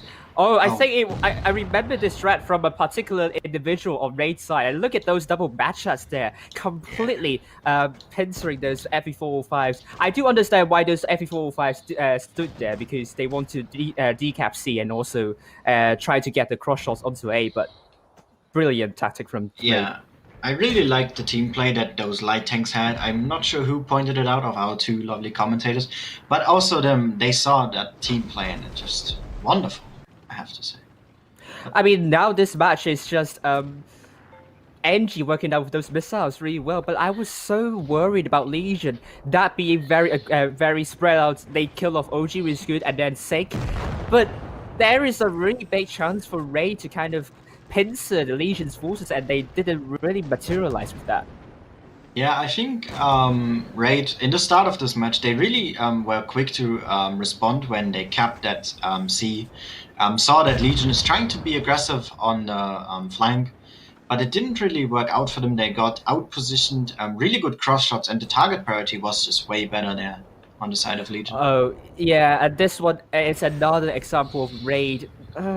Questionably, the tactical aspect is questionable. I personally don't really know why they would like push IS4s all to the B, and then because Legion just totally knew they need to defend B, and they put tanks there. Yeah, and this game was where we had our lovely ammo. Oh. Wow, it's so quick. Oh, no okay. ammo rack. Why? Wait, Well, I'm disappointed. That caught us off guard really fast. But I think if we want to talk about this game, the push, as said already, the Kranwangs pushing into the riverbed there really caught Raid off guard, which ended up splitting them really apart. And Legion was able to take it from there with the T-22s as well, flanking over A, and just way better target priority in that match. I mean, talking about Oasis pubs. Actually, I do agree with Eminet here. Those double crown bargains going really aggressive and trying, and then they got spotted in the valley, which is really strange. Not really strange, which is good from Ray, but it kind of confused Legion a bit. But fortunately, they regrouped in the end, and that was pretty good. And good focus fire overall from Legion in the last game. What do you think about that Mine Runes game, Harry? I mean, the Mine Rune game was very interesting because Raid took the same strategy they did yesterday, which didn't work out in the when they first played Legion. I believe when they played with triple VK, a mouse, and an E100, because they didn't have the DPM. They got pushed really aggressively. So I'm not quite sure why Legion didn't do it again. And Blaster getting into B pretty much unresetted. I think Yestem also bounced a shot shortly before it was capped. And then with the ammo rack, it was just... that But I have to kind of point out a bigger problem here for Legion. That 140, Object 140, I think was played by Dark Vidas. Yes. Didn't really flank from behind and got those information. Shao, he did that going to raid spawn. Maybe if he's more risky enough to do so, they might have a better pincer movement and they could have dealt with that B faster, and Legion would be under less pressure, in my opinion. Definitely, but I think Rachel had really good target priority in that game, focusing the right ones. Because there was a couple of tanks still left at the end, and they took down those low HP ones first. The Amarak on Yestem was more or less random. Object 3 as well, who was kind of lost in front of that E100. Not sure how he ended up there, but I'm not actually sure who was in the tank. But that was a really good game, and Raid ended up winning that, somehow getting back on their feet for at least that round. Right. Yeah, that's really good. Avery, do you have anything to add about that Dynasty's Pearl game as well?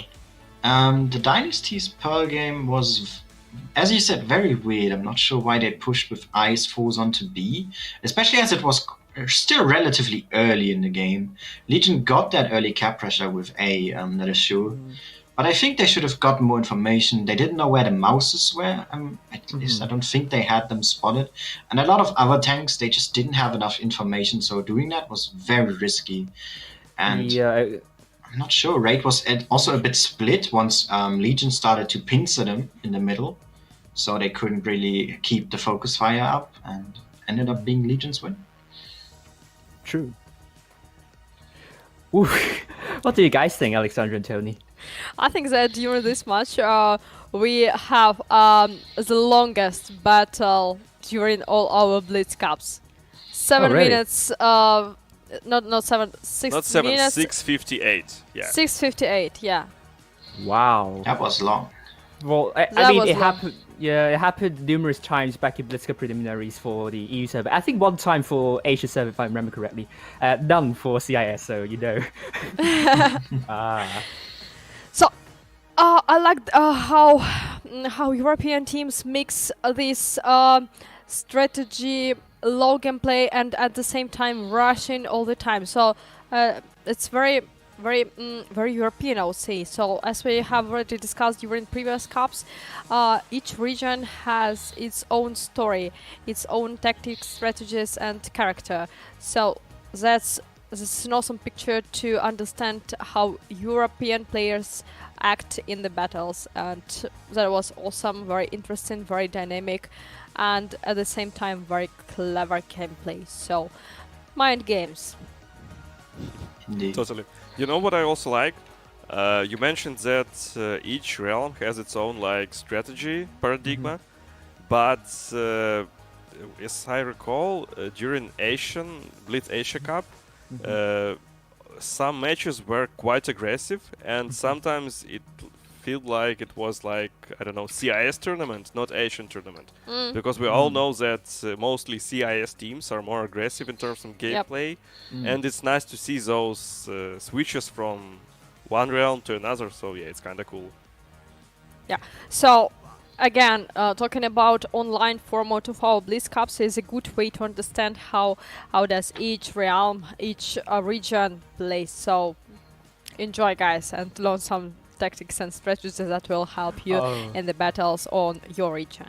Right, before we go, and also can we not get another ammo rack for Legion, please? Because it happened twice already. So Yeah. I just tuned it in our super secret wargaming tool that allows to disable or enable Amarex, so it should be totally fine. thank you. Guys, just joking. Don't Just in jinx case them, I'm Tony. joking. Yeah. Thank you, Tony, for explaining that you're joking. So, thank you, Avery. Thank you, Jack. I will see you very, very soon after the third, and the last final match to analyze and to congratulate our winners. So, thank you. It was great analytics. So, the second match. So, we'll see you very soon. Thank you and enjoy. Yeah, thank you. Tony, do you read Yeah. news? Occasionally. It depends on what type of news do you mean. What kind of news do you prefer? I try to avoid political news, but I like some news about our game, for example. News about games, whatever. Yeah, I love game news. Yeah, of course, because we are working in this sphere and we need to stay up to date. And of course, we have one more media partner. It's games.cz. It's our Czech partner. So it's very interesting that they have the biggest reader base in Czech Republic, and they fusilate game news daily. So I like this site very much and highly recommend to everyone that is crazy about games and game news. So yes, check it out. And I think it's time to jump to our show match. Yeah, as soon as we're ready. And before we go, what I love about our media partners, it seems like we have not all countries covered, but pretty big majority of European countries have like their own game websites, which Yes. are which want to work with us, and that's cool. That's I really love about it. Yeah, so our tanks from Europe Nation are very happy with our media partners for this Blitz EU Cup. So, guys, very soon we'll start our show match. What is the show match, Tony? Show match. As you know, we have several activities ongoing. One of them is our Blitz Cups, which is now is number 3. And also we have Best Platoon challenge for each realm. And today we have the winner of European realm. So basically the best platoon on European region, battling against our hosts at CIS stream and Russian speaking stream. So we have like 2 versus 2, 2 best players versus 2 hosts. But today I'm not saying that our hosts are gonna get their lower backs kicked, because previous time they won, and now I'm not making any predictions anymore. So yeah. I'm just watching So, what's going to happen. If you watched our previous Blitz CIS Cup, we had 2 players from CS region, of course. It was Zlobin Eliza and Nagi Butter. His in-game name was, and Zlobin Eliza, he is famous because he also took part in the previous Twister. He was in Ace Ventura team.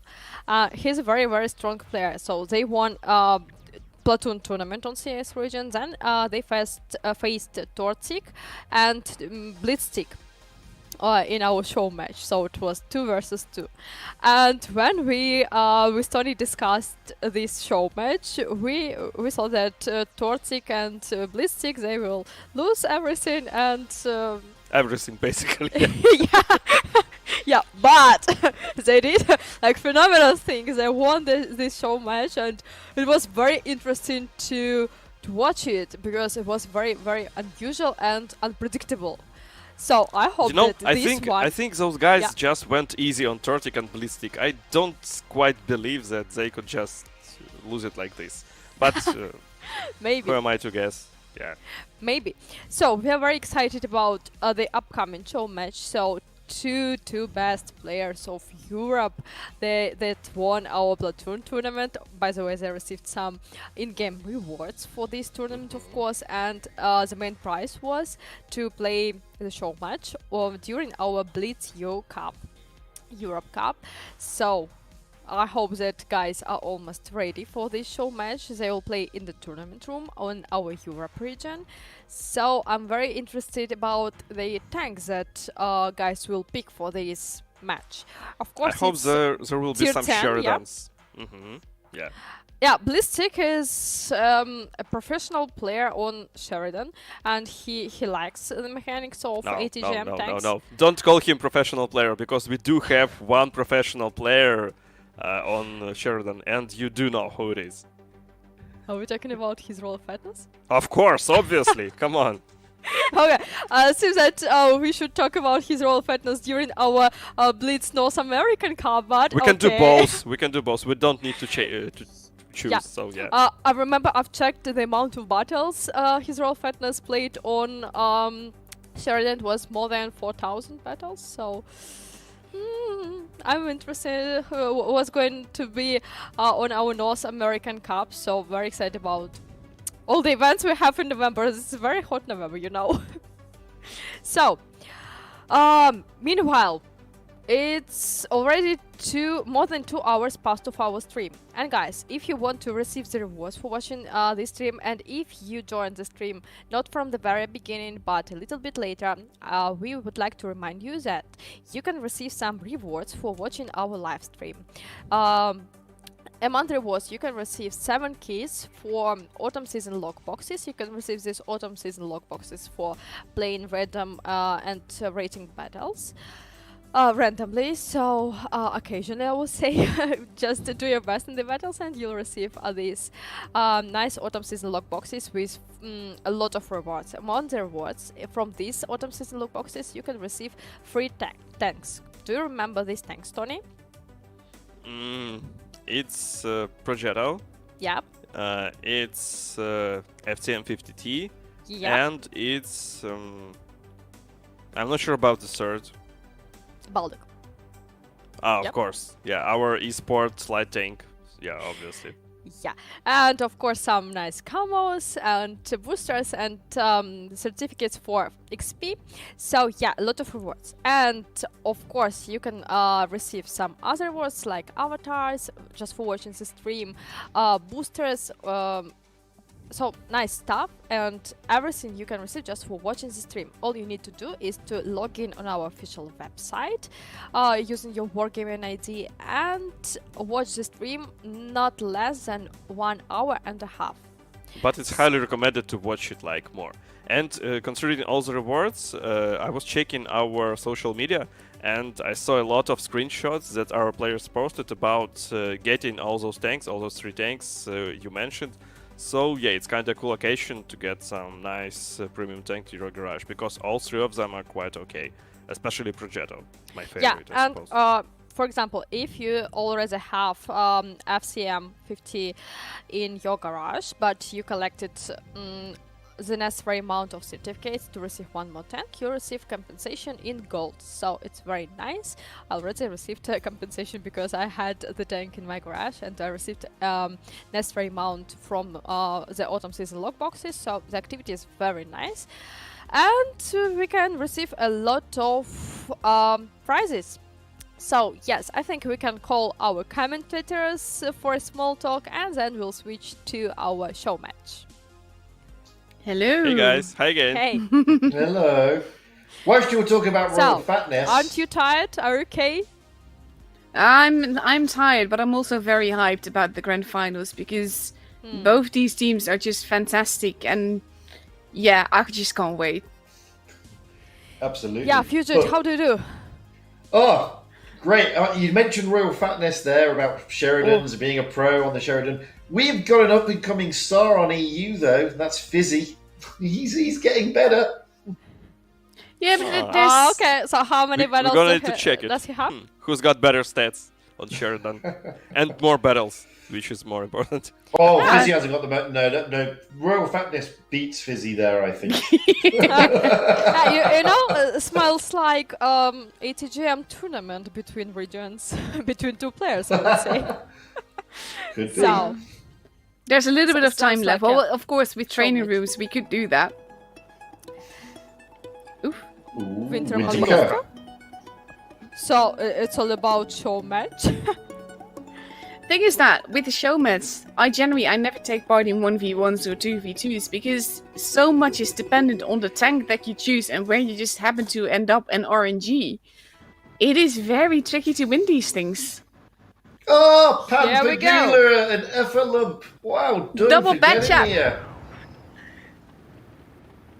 Oh, But that's the dude, I thing. love Effalump's name, sorry. No worries. We see Tortik moving with the E5, but if those batchheads were actually moving in packs, I would very much fear for that because... But they're splitting up. Mind games. Yes, Absolutely. definitely. Yeah, Pampagula getting a good shot in there to Tortig. Oh, And immediately starting the clip reload to keep that advantage because they won't know that he's already reloading his clip. and Effalump also reloading. Oh, no. Yes, he is. Ooh. It takes 1 shot, though. Bouncing all the way, Oh. shots there. Oh, poor Tortik. She's Ow, Russian. right in the lower back. That hurts. Yeah, but Yeah, so's and- Blitzstick. Effalump's in trouble here.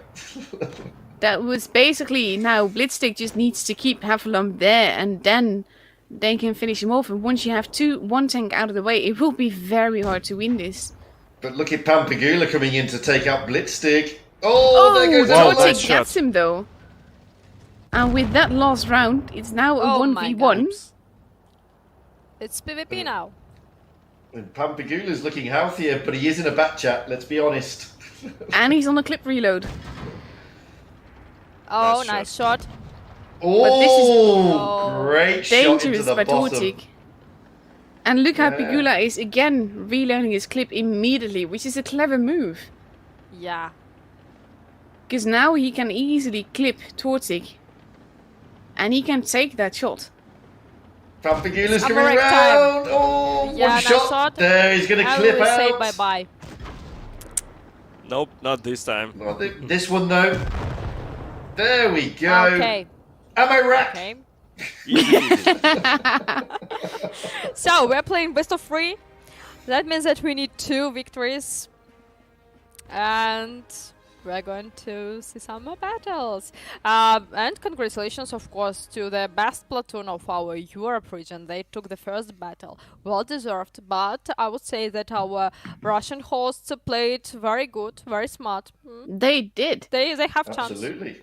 Alexandra, you know Absolutely. what's smart? Is that we are not playing against best platoon. Yes, You and of me, course. I mean. This is the smartest thing we did during our Blitz Cups. Of course. Which you actually want to do when you have like that much pressure on you. Even me and Tony will play on tier 8 tanks against tier, for example, 5 tanks. No Yeah, we chance. have such experience. We once were defeated by. We were playing like 7 tier 10 tanks, and the team against us was playing tier 9 tanks, and they still like obliterated us. Ooh. But that was a Ouch. team. You Was know, it it Ace hurts. Ventura? Was it Ace Ventura? I don't remember. Maybe. Yeah, it was one of the top 8 teams of CIS Realm. So yeah, but still, it was humiliating for us. But it was if it's Ace Ventura, you're gonna get smacked. Yeah. So Now we move to Middleburg. Middleburg. Are they Is gonna it take smarter bat to chats? play in the town, or is it smarter to play on the up of this map? On I the think a lot fields? depends on tank choices. Now we see the tank Ooh. choice. 2 Leos and his Leos. Spaghetti and his... Yeah, they're both definitely going to meet up top. Now it will be And about the- focus fire. And of course, Blitzstig in a Sheridan, the missile throwing beast. Oh, and that hit. And the first goes. Leos are so juicy. That's the danger here. But they can chase down the Sheridan now, like they're doing with their faster reload. And they're Yeah, but using that little Sheridan's hill. very slow. Poor Blitz stick. Yeah, run! Run, please! Go, go, Pampagula! Rally him my knock him God. over! Go for Oh, it! and that shot missed because he was No tilted. chance. Oh, this was Blitzstig, you were brutal. focused. Focused Oh, it's the harsh. Blitzstig. Yeah. It reminded me of some of our tournaments. Yeah. Played as a team. Yeah, Yeah, absolutely, yes. those flashbacks. I understand, Tony. And he got actually hugged to death at the end there. No chances here. It was even not best of 3, but best of 2 players. It was just best. Best of the best. Best Yeah. of the best, yeah. So, once again, they just proved that they are the best, not only on Europe region, but against our 2 Russian strong players, very strong players on CIS. So, here we go. Well done. Great job. And congratulations to the best platoon on our Europe region. Great job. Absolutely. So, I'm gonna Fugit. Very soon we are going to start our grand final match, Woohoo. best of 9, Endgame and Legion again. So, any predictions? Traditionally, let's make some predictions. I can't call it. Legion was not strong in their first matchup versus EG, but they were so strong versus Raid. It can literally go either which way. Honestly, these teams are so close. I think we could very well see a tiebreaker here in the grand finals. So, you won't name the team that you think will win the Blitz EU Cup. I can't. I mean, of course, I have a bit of my favorite. We all do, but we're sort of supposed to be not biased. And it is very close in skill, these 2 teams. So there's not really one team that's stronger, especially after the form that Legion just showed. Okay, Fugit? Well, I mean, looking at forgetting the first round today between Endgame and Legion, coming into this tournament, Legion were very strong. And the odds are tipped in their favour. However, going on the predictions by Wild Ones Alper, I have to give it to Endgame. On the grounds that Wild Ones Alper said, well, he said his prediction was Loka was going to win and Endgame were going to go out yesterday. And unfortunately, Loka went yesterday and Endgame are through to the final today. So by default, Wild Ones Alper's prediction is saying that Endgame are going to take it.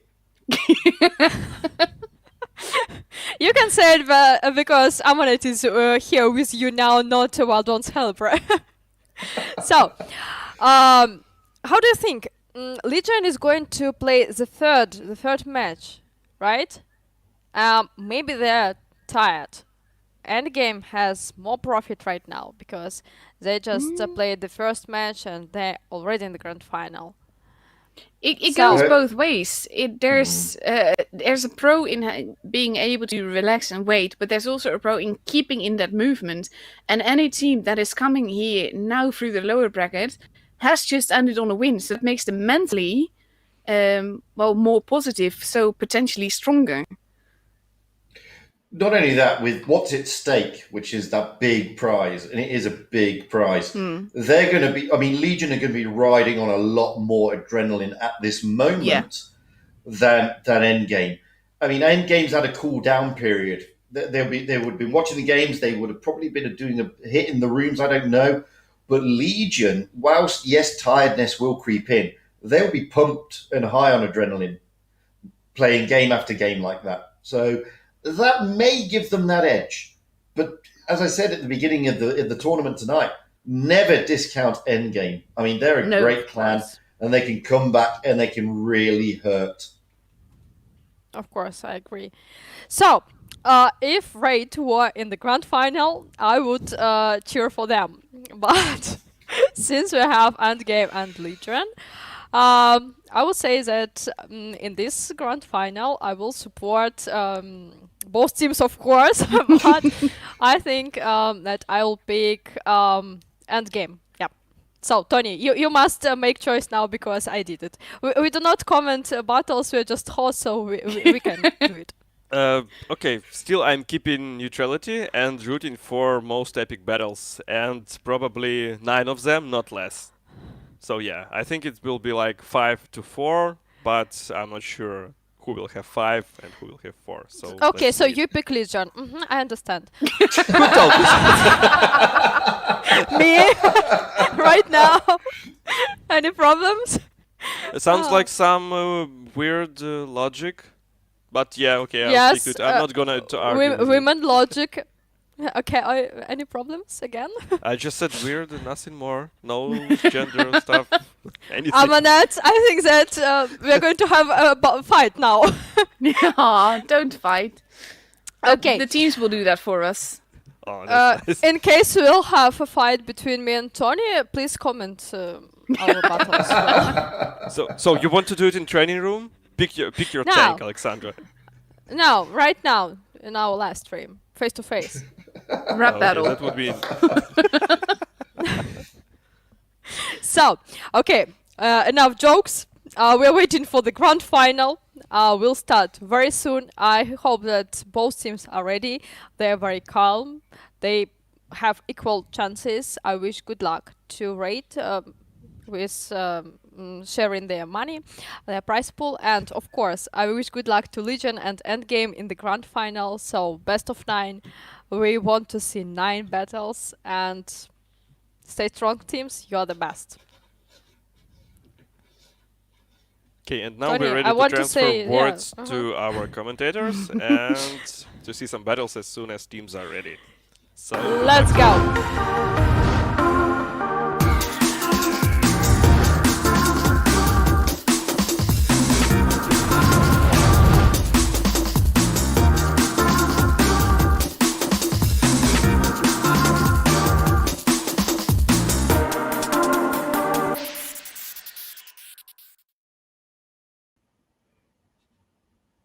Well, we're back again, I don't know about you, but I mean, I'm not even playing and I'm like, yee!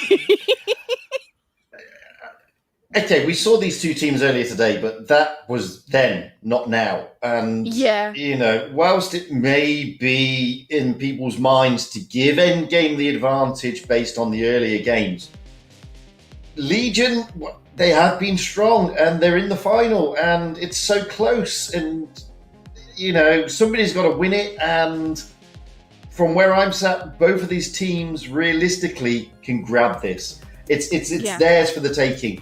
And it's going to be so tight, and it's going to be fantastic. We're just going to see both of them really play their hearts out. Absolutely. Just basically, just like, I can't really find the words. Honestly, I'm just really hyped for this match because it's just going to be freaking epic. It is. I mean, like I said, we saw them earlier, but this is a completely different setup now. I mean, it's not best of. It's not the best of whatever. It's now best of 9. It's the final. There's a massive prize up for grabs. We've got two fantastically skilled clans about to sort of go head to head. I'd hate to call it. I really would. I mean, we're just going to see some great stuff. I think some great stuff. Absolutely, really can't wait. Just like. The Legion we saw before against EG today was not the Legion that we knew, but that Legion came back versus Raid, so assuming, and there's no reason to assume otherwise, that Legion is bringing that form to the Grand Finals, it's like Clash of the Titans, honestly. Indeed, I mean, wow. It's just, you're stuck for words because Endgame is such a fantastically powerful clan. Legion are such a fantastically powerful clan. Both of them, I mean, Endgame are going to be happy that they turned over Legion earlier, but Legion are going to be happy that they turned over Raid, another fantastically powerful clan.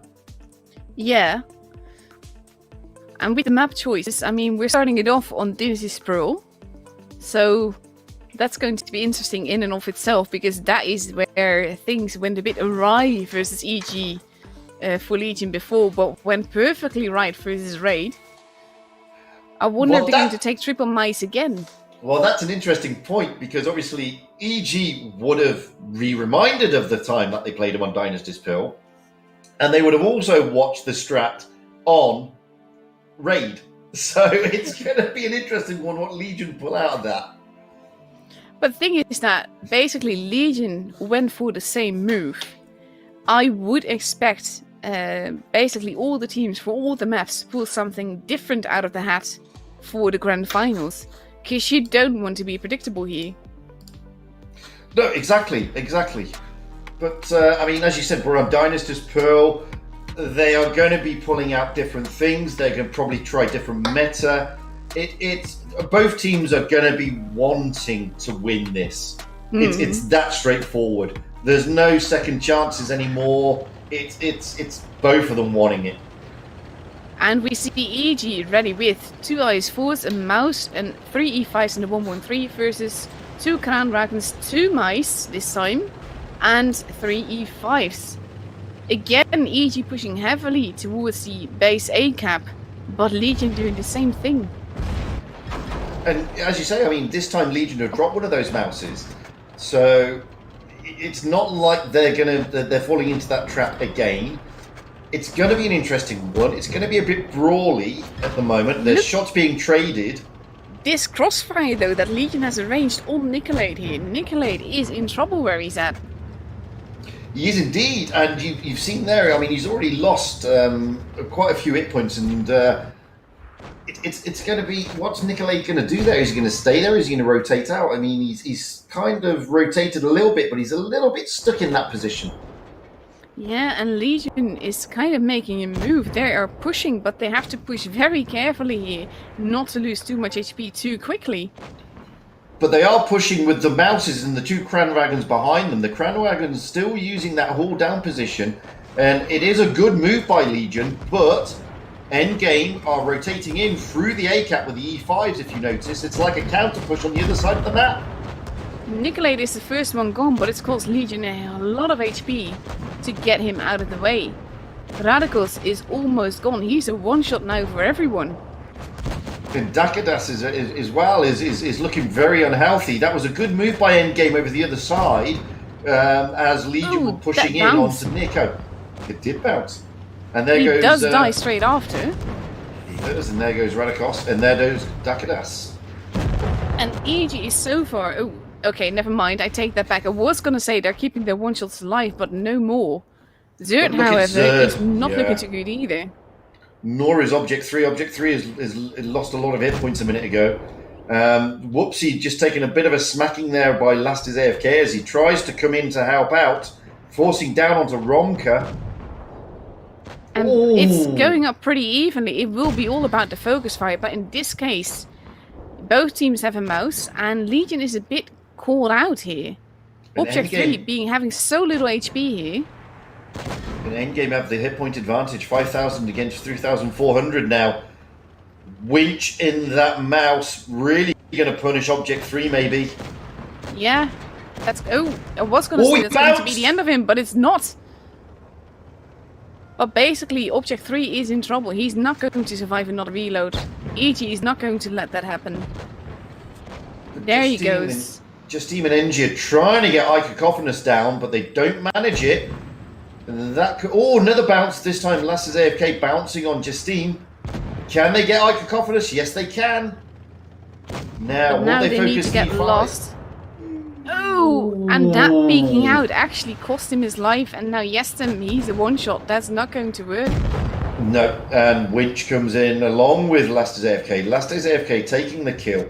And yet again, Endgame taking the advantage on Dynastus Pearl against Legion. I think in this case, the weakness in Legion was in the fact that they pushed. They had the advantage as in getting the hit points down a little bit. So they were pushing, but it allowed them to basically get shot from everywhere because EG was wrapping all around them and they lost so much HP so quickly.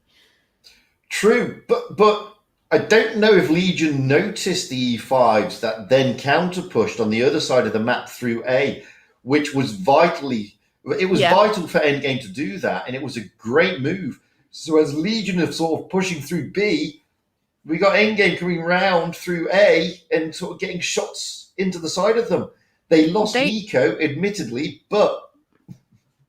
They kept the rest of their one-shots alive for a very long time, so I think that's pretty much the pivotal point of this match, because keeping those guns alive allowed them to do more damage. Totally. But again, 2 mouses by Legion. We saw it work. 3 mice against Raid. Endgame were just ready for them, I think. They weren't expecting 3 mice. Nobody would have expected that. But again, I think Endgame were just waiting for it. I think in this case it didn't work out because they pushed into a position where the armor of those mice could not do what it's supposed to do. And of course, the Crown Bargains were just behind them, but they lost a lot of HP quite quickly, unfortunately. So, I mean, great play by both teams, but I think, maybe Endgame, their counter push through the A-cap, getting those shots in from behind, despite losing Nico really early, that was the winning move for me. It made all the difference. Very clever gameplay by EG, pushing in like that into the push, basically absorbing the push in a way. Totally. Now, we're going to move next on to Fort Despair. Again, when we didn't see Endgame and Legion play on that one in the first round, but we did see Legion play Raid and play this map spectacularly well. That's also because they played it to Raid's weaknesses. And that worked out very well for them. I don't think EG is definitely not taking those mice. Well, no, they've taken Jaegeru, Jagdpanzer E100. That's an interesting one. And they've got a Crown Wagon at 113 and 4 E5s. Moving over to Legion, we got the 215B, an IS-4, 2 Crown Wagons, a Mouse, and 2 E5s. Interesting lineups by both teams. Yeah, but more mobility on EG's side, which would allow them to move around faster. They are giving up that base C cap, and I think Legion expected them fully to go into their corner, which is why they've not sent anyone there. And do you think they also suspect that the Jaegeru is going to be in the normal TD spot overlooking A, because that's where he is, and that's where none of the Legion tanks are? I think they didn't expect that. I think they didn't expect the Jaeger at all, to be honest. But in this case, Radicals is in a vital position, and the rest of Legion is rotating back to support him, so that he's not like the target that EG is waiting for, and EG is finding that out right now. Indeed, I mean, they're trying to push through onto Radikos. I mean, Nikolade and Romka there. But Object 3, along with the Kranwagen Zerd, are in support of Radikos. So could end up being... Oh, and here comes Whoopsie. This could be damaging for Endgame. But they have to be careful. Legion has to be careful not to overextend in turn, because then they are going to be playing to EG strength. As you can see with Radicals now losing quite a bit of HP. Indeed. The thing is, the B cap is now being taken by Endgame. That's going to force the hand of Legion, despite the fact that they got the cap advantage. They are getting decapped though, but it is dangerous to decap base B, and it kind of forces a reaction from Legion. It does, and there's always mindful of Orca there in that Jaegeru. Very dangerous tank. It can take about 800 HP from you in one hit, and that makes the Jaeger very dangerous. Oh, but Cacophonous really getting pummeled there, losing almost all his hit points in that move. That's going to be dangerous as well, because Legion is sort of like eating away at EG's health. But it's all about the guys in the city holding, and the rest of Legion having to push a little bit. But carefully. I mean, you would think that, I mean, Cacophonous there as he came across, I was just watching his hit points being whittled down. Now he's a one-shot, but nobody can get shots on him. So he's pretty secure at the moment. And with EG having two bases, all they need to do is hold. It will be up to Legion to make that push. That one-shot needs to go. And they're doing that right now with Justine in the mouse, but he's getting really smacked. 800, massive rolling by the Jaegeru. And there goes Cacophonous. Legion now pushing in. They didn't wait for the Kranwagens to reload though, so that's interesting to see. No, but they've taken Nico out, and now they're going to focus Romka. Romka's going to go down, or could get another big roll, this time into Object 3. No, sorry, it was into Zerd, bottom damage. Object 3 manages to hold in there. He can't get Romka down, though. Zerd is out. Romka still alive. Winch has been taken out. It is very close HP-wise and gun-wise. 4 versus 4. They need that base B, and they need it desperately. Object 3 went down there, just as Romka went down to Whoopsie, and now Last is AFK and Carolade are going to push on Whoopsie by looks on it. Whoopsie is actually pulling back and basically drawing the rest of EG into the line of fire, which is a good call, and they're capping base A to basically keep EG from getting any points. So indeed, it is very close. And there goes but it should Whoopsie. Be Legion's game. Last is AFK is the last man. Yeah, Last is AFK is the last man standing. Unfortunately, didn't see the action on the Jaegeru who took him down, or when they took him down, but. They pushed him with 2 tanks, and basically one of them got behind him while the other trying to bait his shot. So that was very clever gameplay to take that Jaeger out of the equation. Incredibly. But, and Legion takes it home, second match.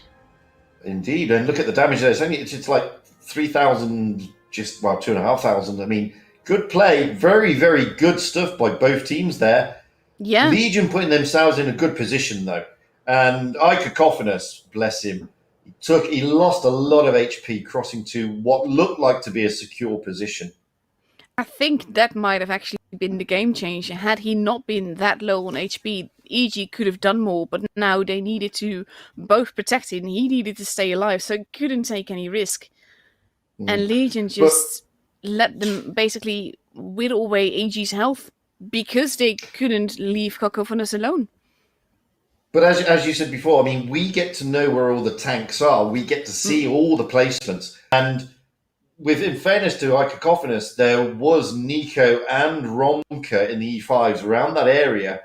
And as he crossed, he wasn't aware that there was tanks, basically a mouse and an IS-4 sat there. So, you know, whilst it looks like a silly move to us, actually in the game it's not. That is very true. That is something we always need to keep in mind, that they don't see the same things that we see. And we are moving on to Naval Frontier. First time today. Yeah. Go over to you, Jude. Okay, well, we have EG ready in an IS-4, 2 Kranwagen, a T-22 and 3 E5s versus a 215B, 2 T-22s and 4 E5s. So relatively similar lineups in the form of mobility, but interestingly enough, Legion is not taking a Kranwagen. And I'm just looking at here at the minimap. Legion are going for the B-cap quite heavily there to get those positions overlooking it. Last is AFK is the T-22 there, with just Carolade just holding back in the E5 with the rest of Endgame trying to get those positions overlooking the C-cap. And now we have Winch moving into that C-cap, and that can be dangerous if they manage to get it. Especially when that hit hits the hill and not the tank behind it. Well, we just saw NG there trying to knock Winch down with a HE round to reset that cap, and it just ricocheted off, which is bizarre. It's an HE round.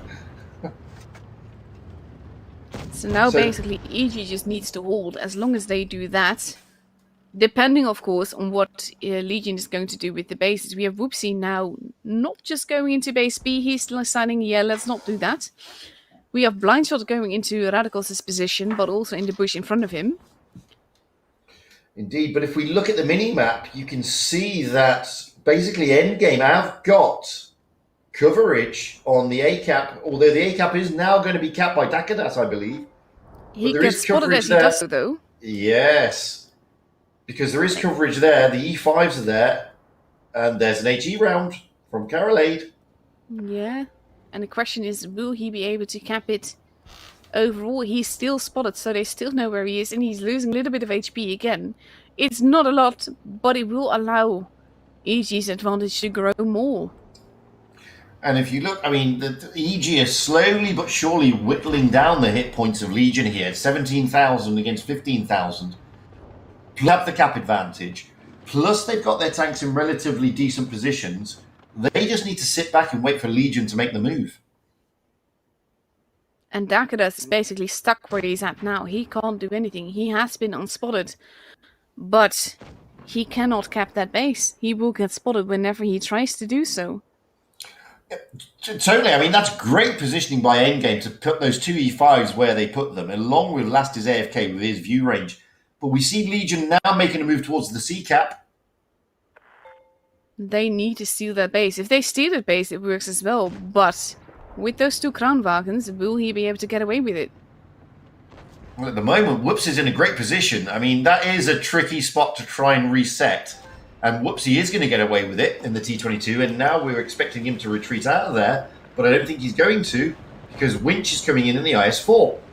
Yeah, and he's not even looking necessarily... Oof, Whoops is getting set up on. They're probably not even looking to actually cap it, but more to keep Legion from getting points. But now he's so close, he's just going to cap it after all. Absolutely.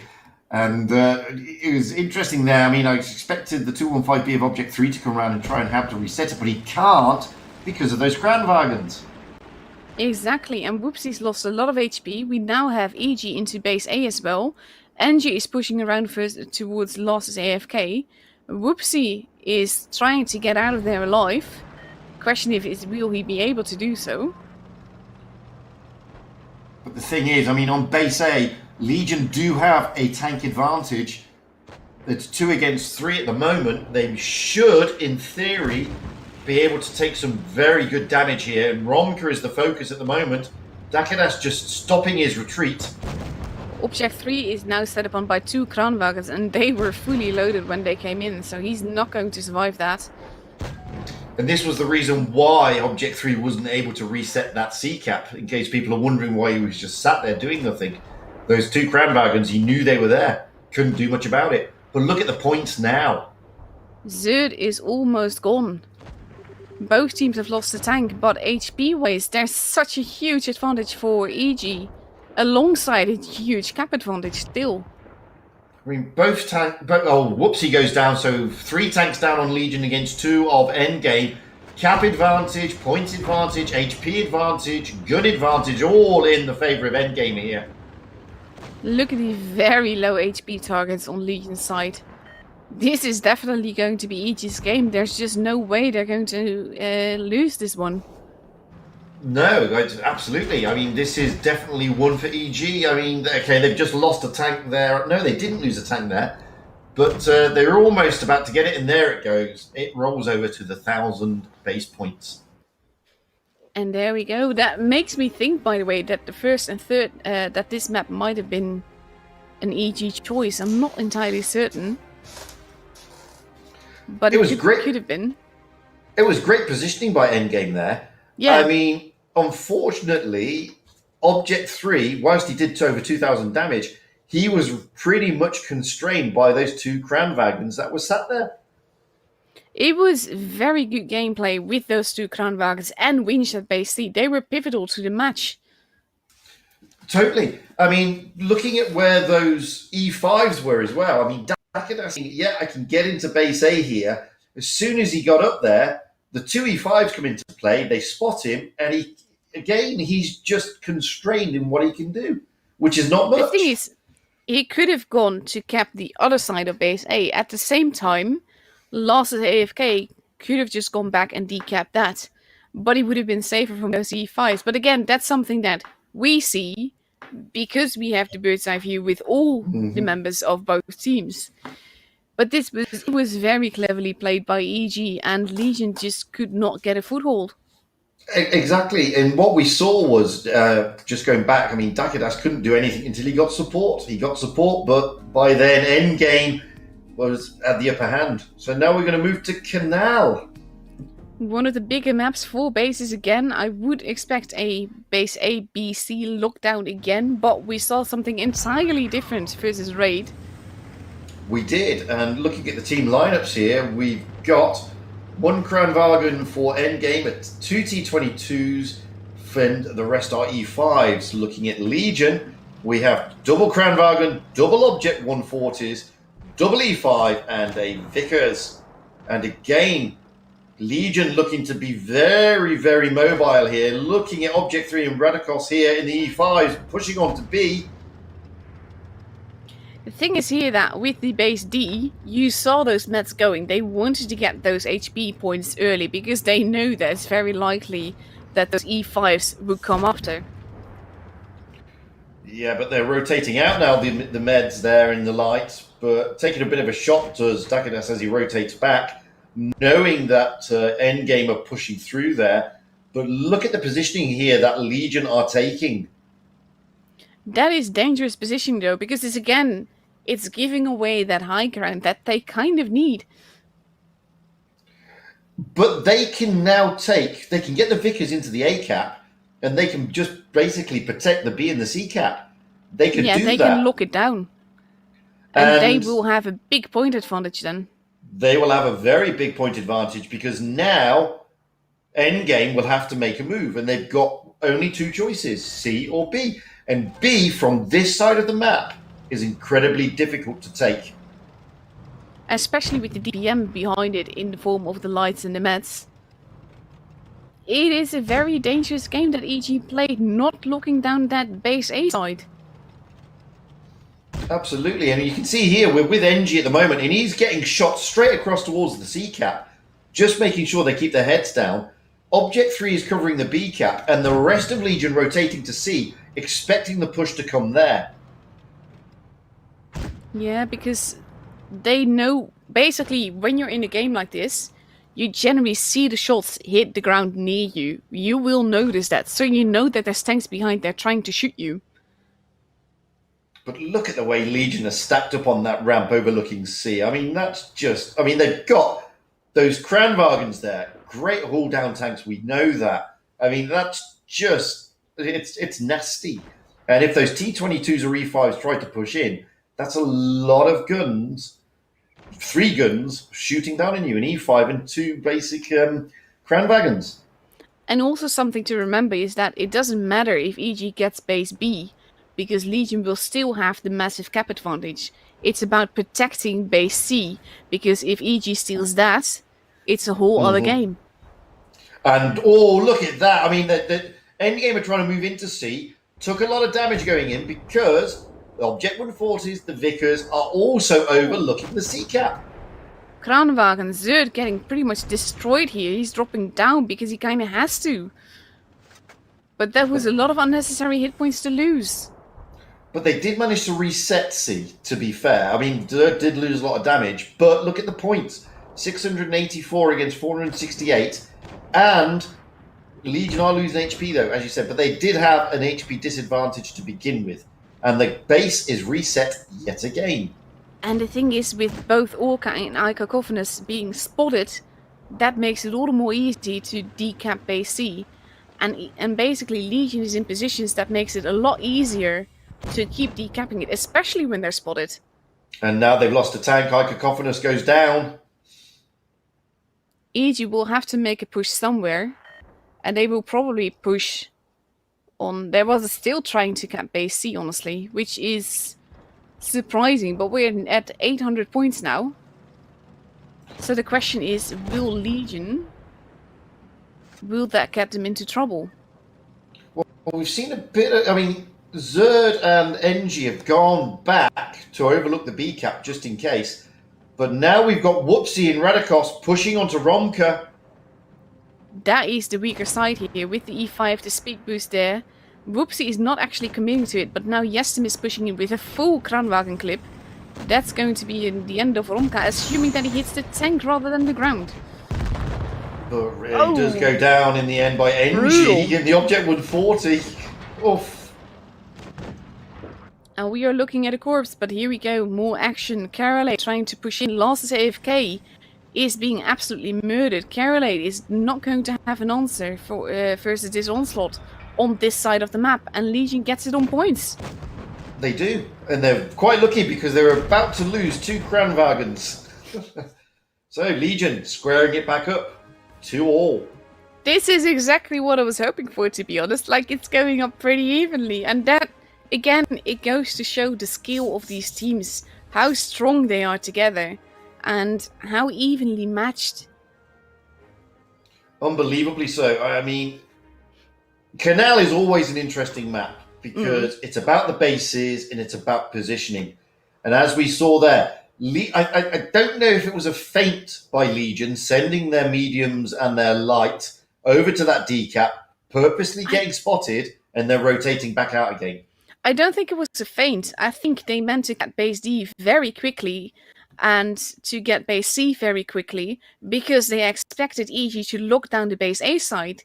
And when they noticed that EG was pretty much going base D, they were like, okay, then we're going to do it instead.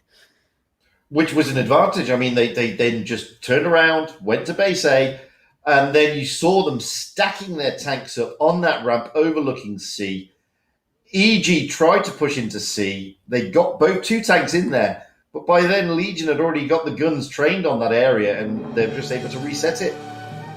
Incredibly clever gameplay again. I love it. Honestly, like I said, I love it when it goes up so evenly. I mean, as streamer, you always have your favorite, but when you get matches like this, you're definitely not disappointed. Totally not, totally not.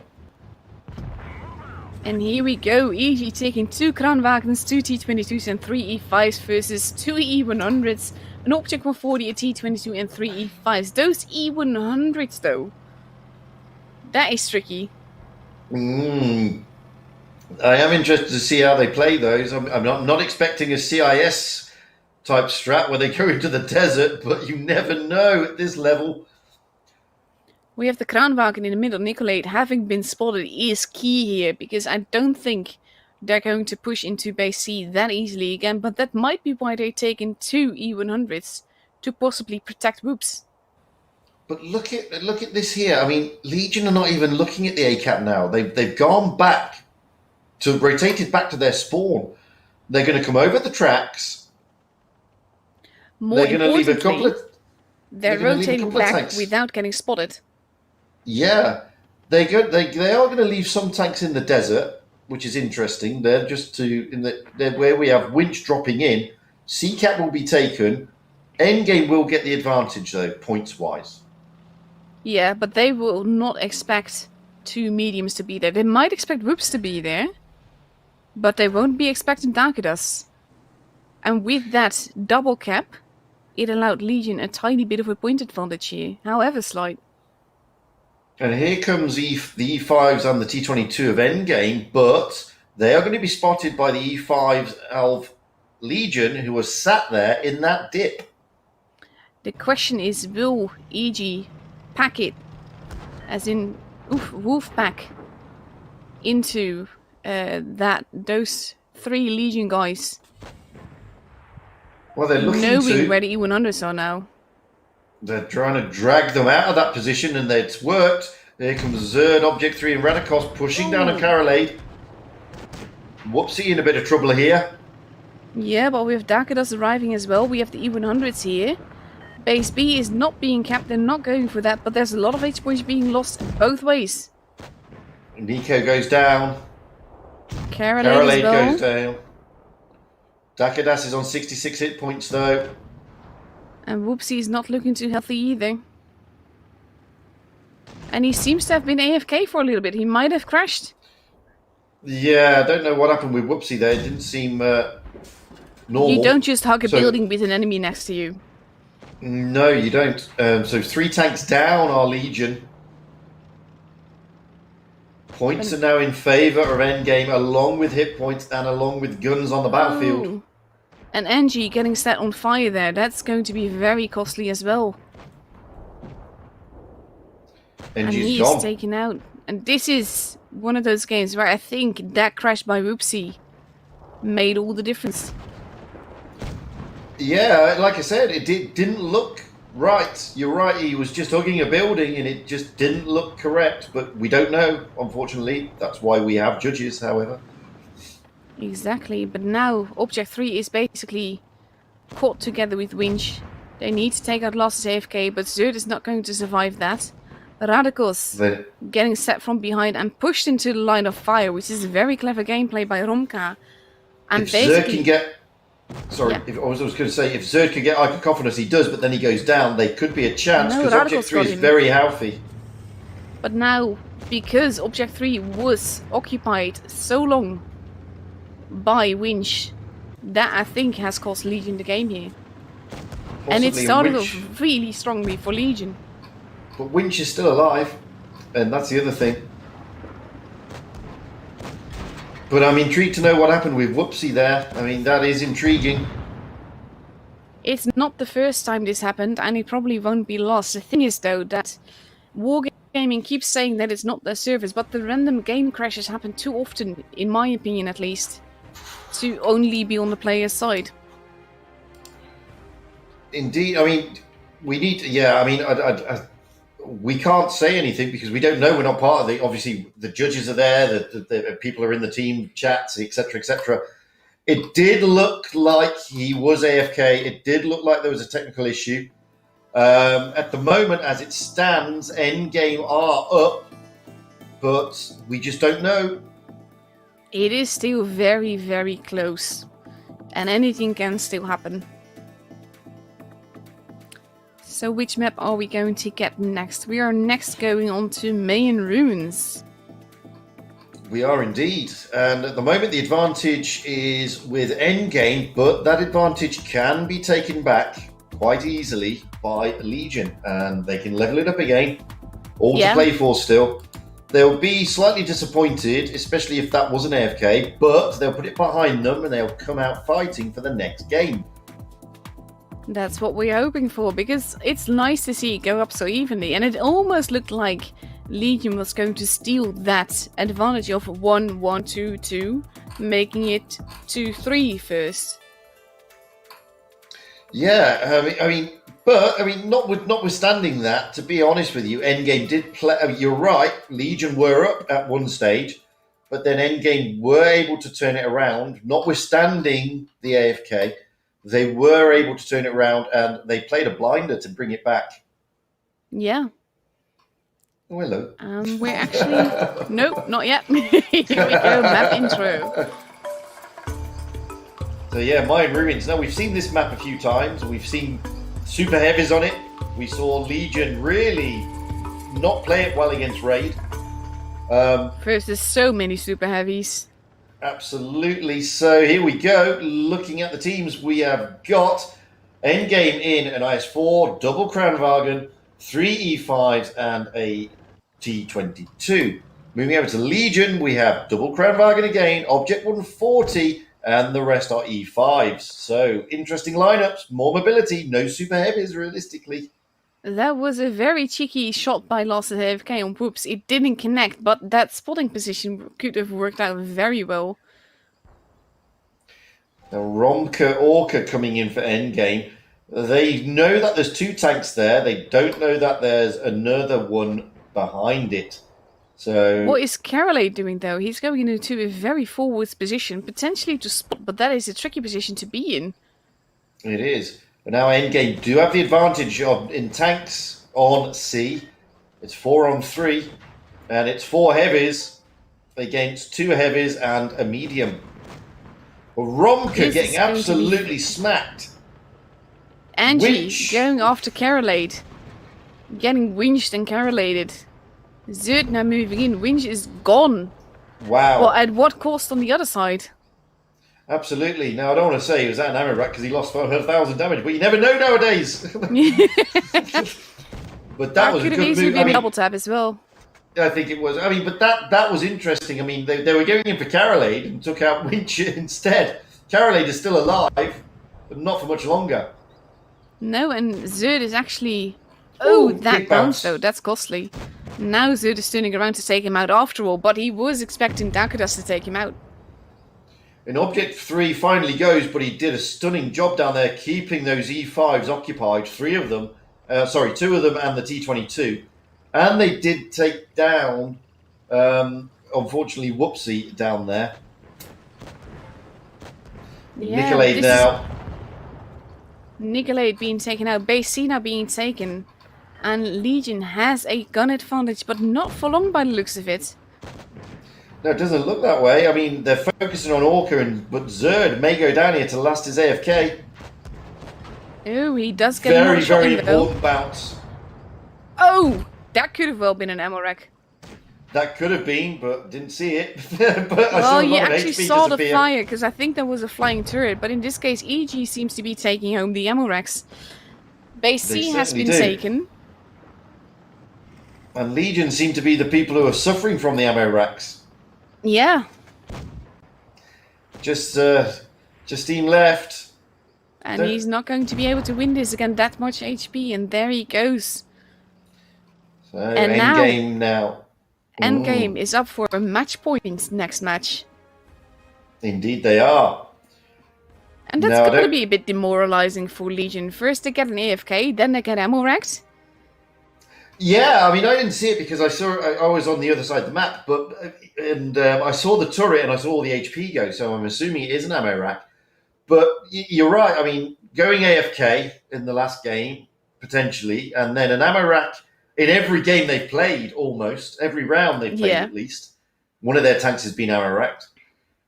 It's got to be demoralizing. It's got to be hurting.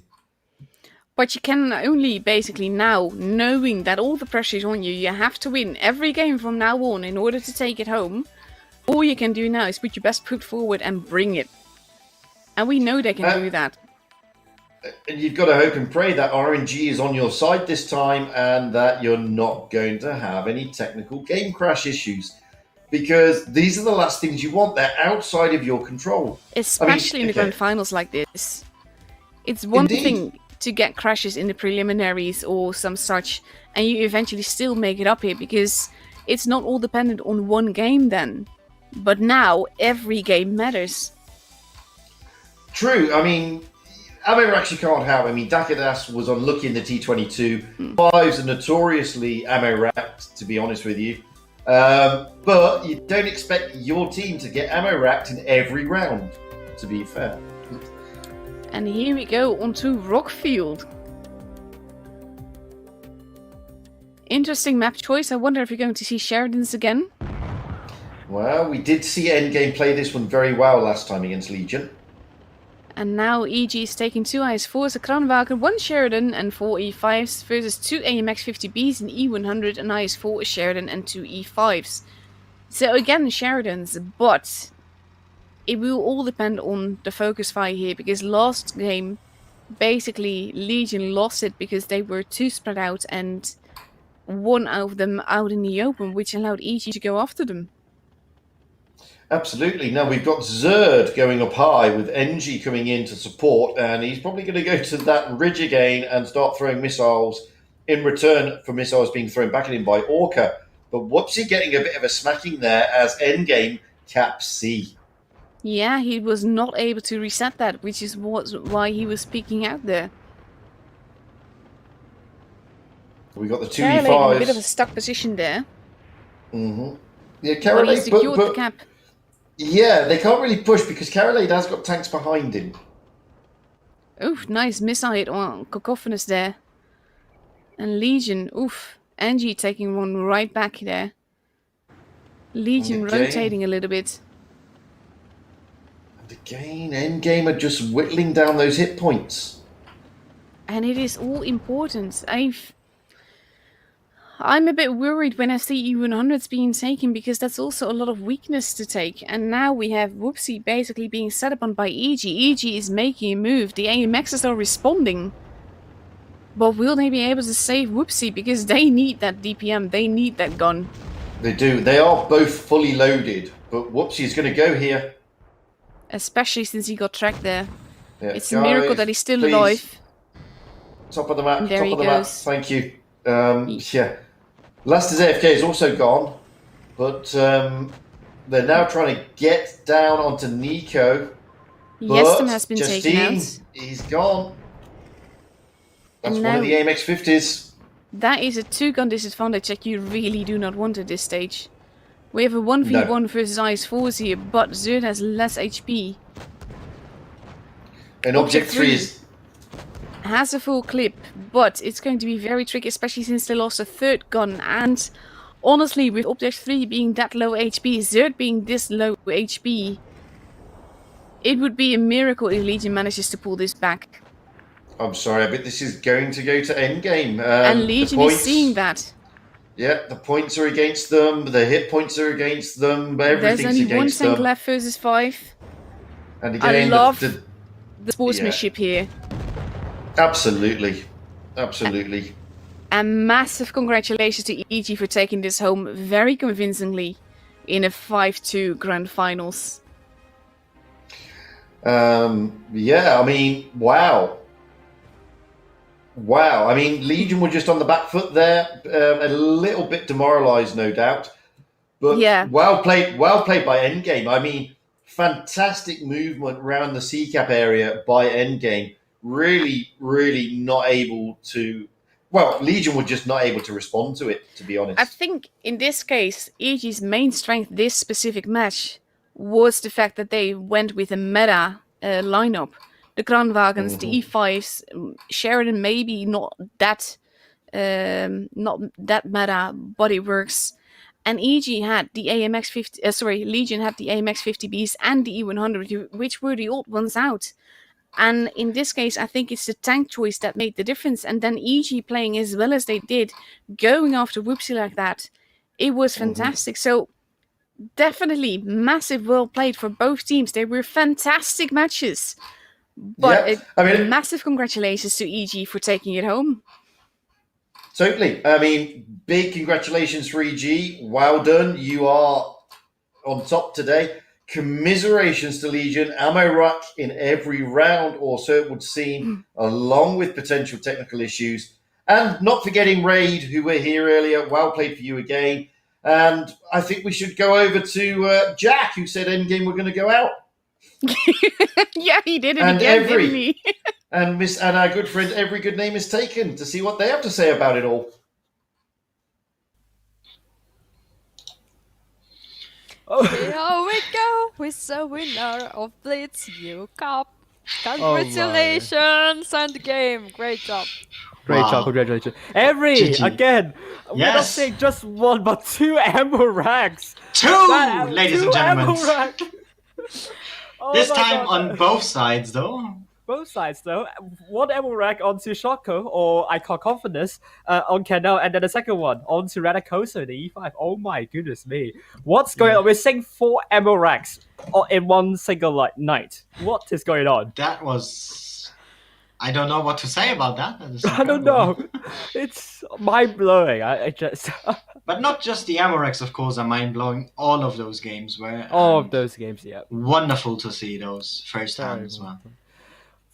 Pleasantly happy for Endgame though, because they've shown what they are made of and they stepped up a lot really. And Legion, I don't know what happened in the last few games. They have a lot of miscommunications from what I see from the spectator mode. Yeah, I think a lot went down to EG really reacting well today. Just True. like in this one, the first one, which they did win, was seeing Legion push in first, and then EG starting their pincer movement, which we see throughout the other games. And Yeah. they really are good in picking their targets. Winch bouncing 3 kill shots, of course that happens, but could have ended bad for them there. Yeah, it was hard to pick on for both sides because both sides did really well in focus fire and also the movement, but it was the ending with the pincer movement that only the slight advantage that won the game. It was so close. I really couldn't pick off any other team, not even Legion here, sorry. Definitely, both teams played this wonderfully well. And Wonderful, yeah. the focus fire made it. Sorry, yeah. I mean, Juicy last man standing, unfortunately. And once again, the Mouses pretty much left at the last. Yeah. What do you think about this one? I mean, the second game was kind of weird. I'm not sure if EG was really, let's put it this way, trying. The Jaegeru not really working out, only did 2.2k. And in general, they went into a really poor position and Legion just taking advantage of that really well, pincering this time. And they just won this. And I don't know. I what think else to say. it's like a typical example of being very aggressive, but then didn't know how to react when they are not there. And now we're seeing on Naval Frontier, it was just I think everything changed when Whoopsie took a lot of hits from the double crown bargains, and yeah, Legion made a good move to pincer those E5s on the A side, but Endgame made a counter movement onto the 2 and 5B. It was just brilliant play from Endgame. Endgame here just took lots of map control, splitting up their tanks, and they singled out targets together. Oh, Amorak! There's the Amorak, we saw it. Onto Shoku was trying to get that capture. Didn't work out for him. They did manage to get C, right, but it didn't help. Eerily, it was the Amorak that changed the tempo of this game. Originally, I thought EG, they caught the Legion's positions off guard, but well, I don't know. And Whoopsie... Yeah. One thing to say here, it doesn't look like he was actually disconnected. No, it it looks like a now. ping issue. He couldn't move. He's just static. Now it looks more like a ping issue though, as he was really quick in. But I don't think it would have changed all too much throughout this game. If we see the hit point difference as well and endgame here, just in general with really good focus fire, again, pincering and Legion not really having an answer to this. Not really, and I think Legion, I think it was the disorganization that cost them the game. I think they had a good idea, but it was really the disorganization. And this one, oh my god, how did Legion lose this, to be honest with you? That was... I'm not quite sure. Endgame really looked like they were going to be losing this one, especially if we look at the hit points, the difference there, and Endgame was really split. Of course, the Amorak making a huge difference there onto Radek. True, but I think more to note that it was Ronka overshooting himself at the start, and I think Legion what cost them the game was the lack of coordination with the third and also Engi dealing with those tanks, and also that bounce onto one of the tanks. I think it was Darkudas bouncing. It hurt them a lot. I don't think we are going to catch. Oh, Amorak, do you see that? Yeah, there it was. Oh. Number 2 throughout this match, but yeah. I really think it changed the dynamic of this game, just like on Canal and Endgame. Of course, not gonna let them take it away from them in this situation. Now we are on the Rockfield. I think this is again really showing what Endgame can do and what they did throughout this night. They pincered their opponents. They saw that Endgame, or that they had more tanks. They got C early as well. And then, of course, we see the GGs and Endgame just finishing it up really well. Right, I mean, And- it was again the pincer movement that won the game. And Legion, once again, a disorganization that I think, I don't know, maybe if they can consolidate more, maybe they have a better chance. But it doesn't seem in the last few matchups they don't look like communicating well. I mean, what do you think about? I think it was. Do we talk about Naval Frontier? I think. I mean, Naval Frontier, in my opinion, was more or less like a chess game. Right. Endgame takes map control. They take singled out targets like the double crown ones against the FV. Endgame was very split, and I noticed that as well. But they split it themselves to make sure to get those targets that were alone from Legion, who also was split, and just single them out with 2-on-1 situations. And I think that is basically what won them the game here, with also some really good rotations.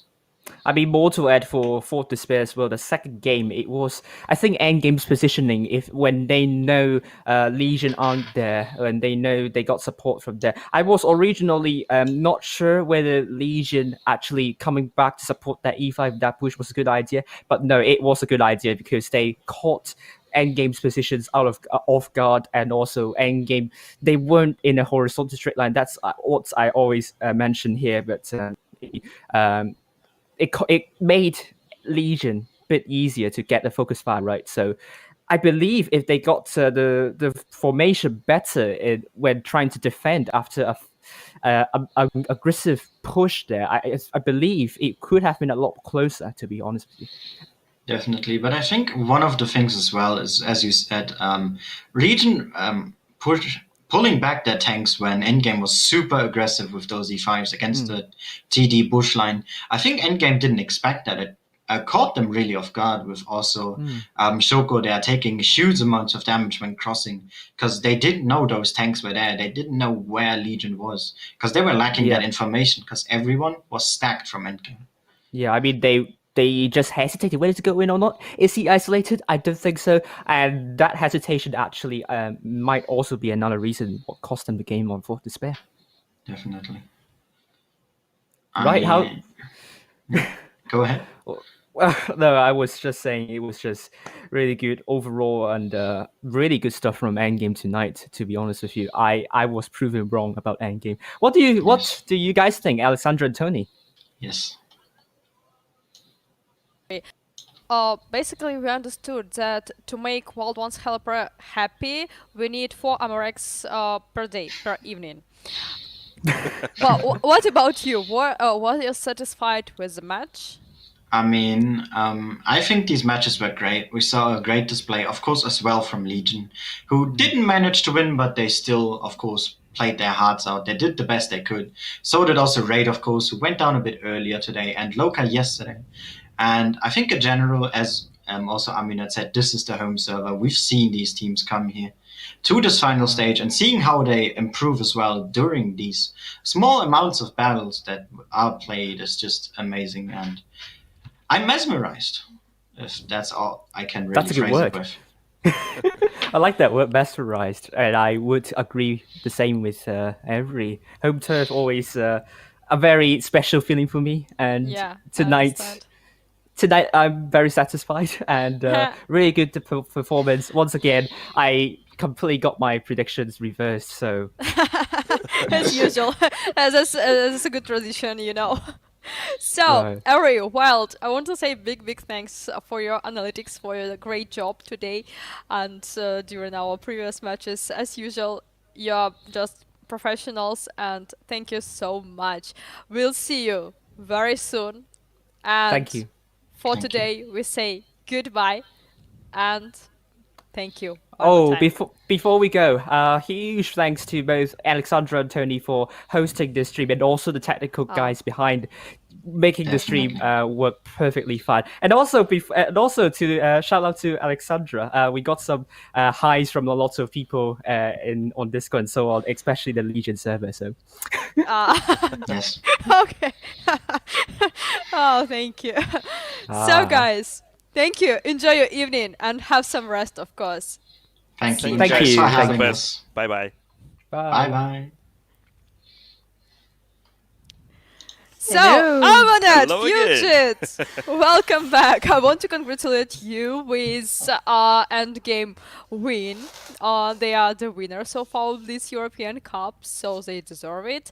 And of course, we want to say big thanks to you guys. You did really great job. I enjoyed watching the matches and listening to the matches. So, perfect as usual.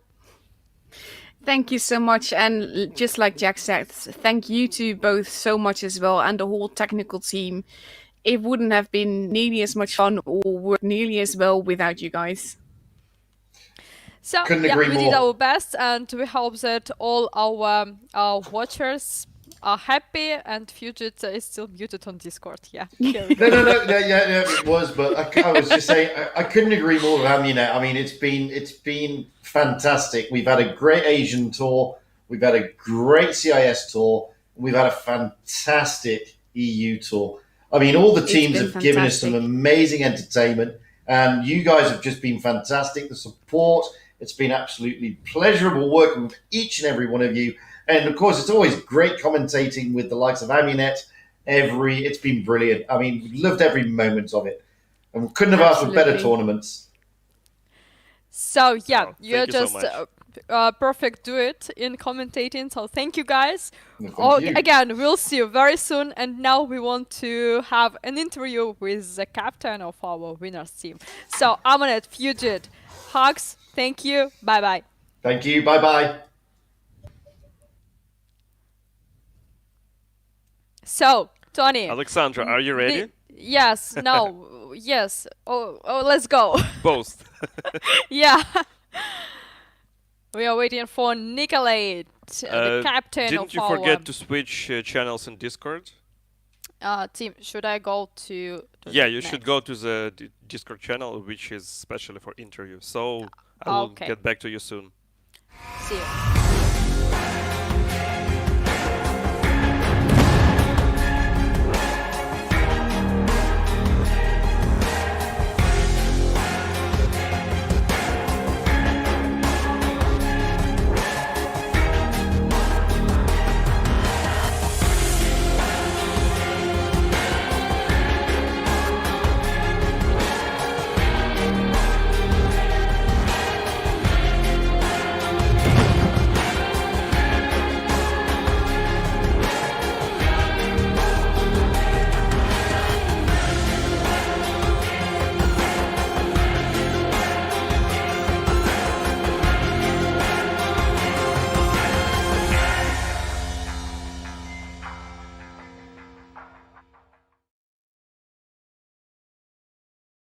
So here we go with the captain of our winners team of Europe region, Nicolai.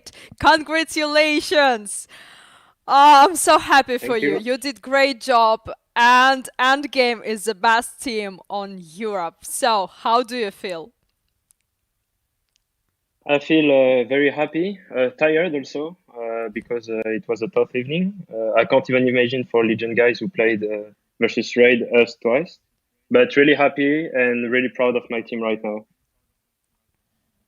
I'm very proud of your team as well. You did great job. So, I have a few questions about the tournament, about your way you did. So, the first question is, can you tell us about the most important decision you made during this tournament? The most important decision, there were not difficult decisions. Like we played seriously all during the time. Everything we did are about decisions, but like in game. But there is no one more important decision. Maybe the lineup we decided to put is the only decision we took tonight. But except that, we all played together, and took the decision together. I think that the most important decision you made is just to take part in this tournament, and here we go with winning our Blitz European Cup. Okay, but did you make any serious mistake during this tournament? Yeah, we can say we didn't prepare enough well the top 8 and the top 4, in my opinion. We have not been a really good serious team at the beginning because because of the summer and every different stuff, we try to train. We train really late actually, and but we prepared well the top 4, so I'm really glad that we won it. But the next time we will prepare a big tournament more seriously. I would say the top 8 at least. Okay, so I got your words. Nicolette, are you at home right now? I am at home right now. It's lockdown here, so I have to stay at home. So do you live with your family? Yes. I live with my family who support me since a lot of time now. Okay, so I want to say a big hello to your family, and it's very pleasant to know and to hear that your family supports you during this match. What does your family think about your esport activities? Actually, they don't really care. I mean, they will be happy for me tomorrow morning for sure. But like, we don't talk a lot about that. But they will be probably happy. But that's all I will say. Okay, so I hope that your mom is proud of such an esport son, and I'm very happy that you won this Blitz Europe Cup. So again, greetings to your family and congratulations to you and Thank your you. team. You are the best. Thank you very much. Glad to hear that. So I hope to see you during our next tournaments. And for this evening, I want to say bye-bye to you and to your team. Thank you. Thank you very much. Bye. Have a nice evening.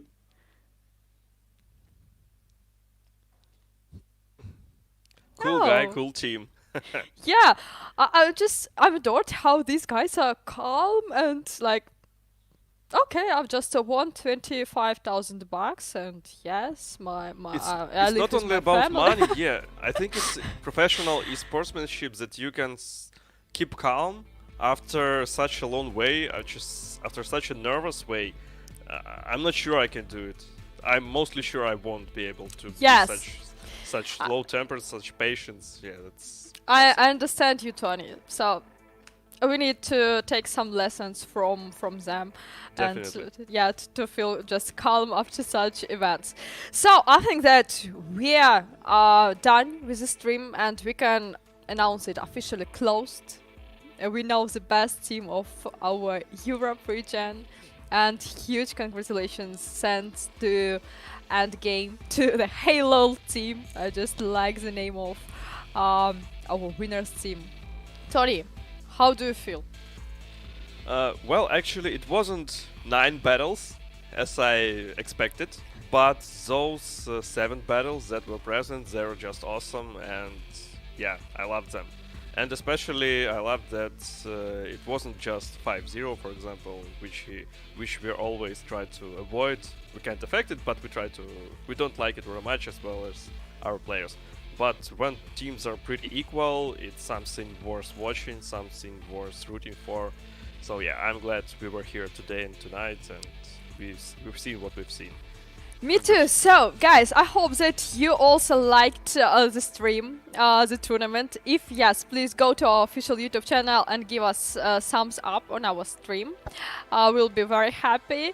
And we'll see you next Saturday with our Blitz North American Cup. So, thank you for watching our live stream. Congratulations one more time to Endgame. Deep respect to other teams. You did great job. And we'll see you soon. Love you. Bye-bye. Thank you guys for watching. Bye bye.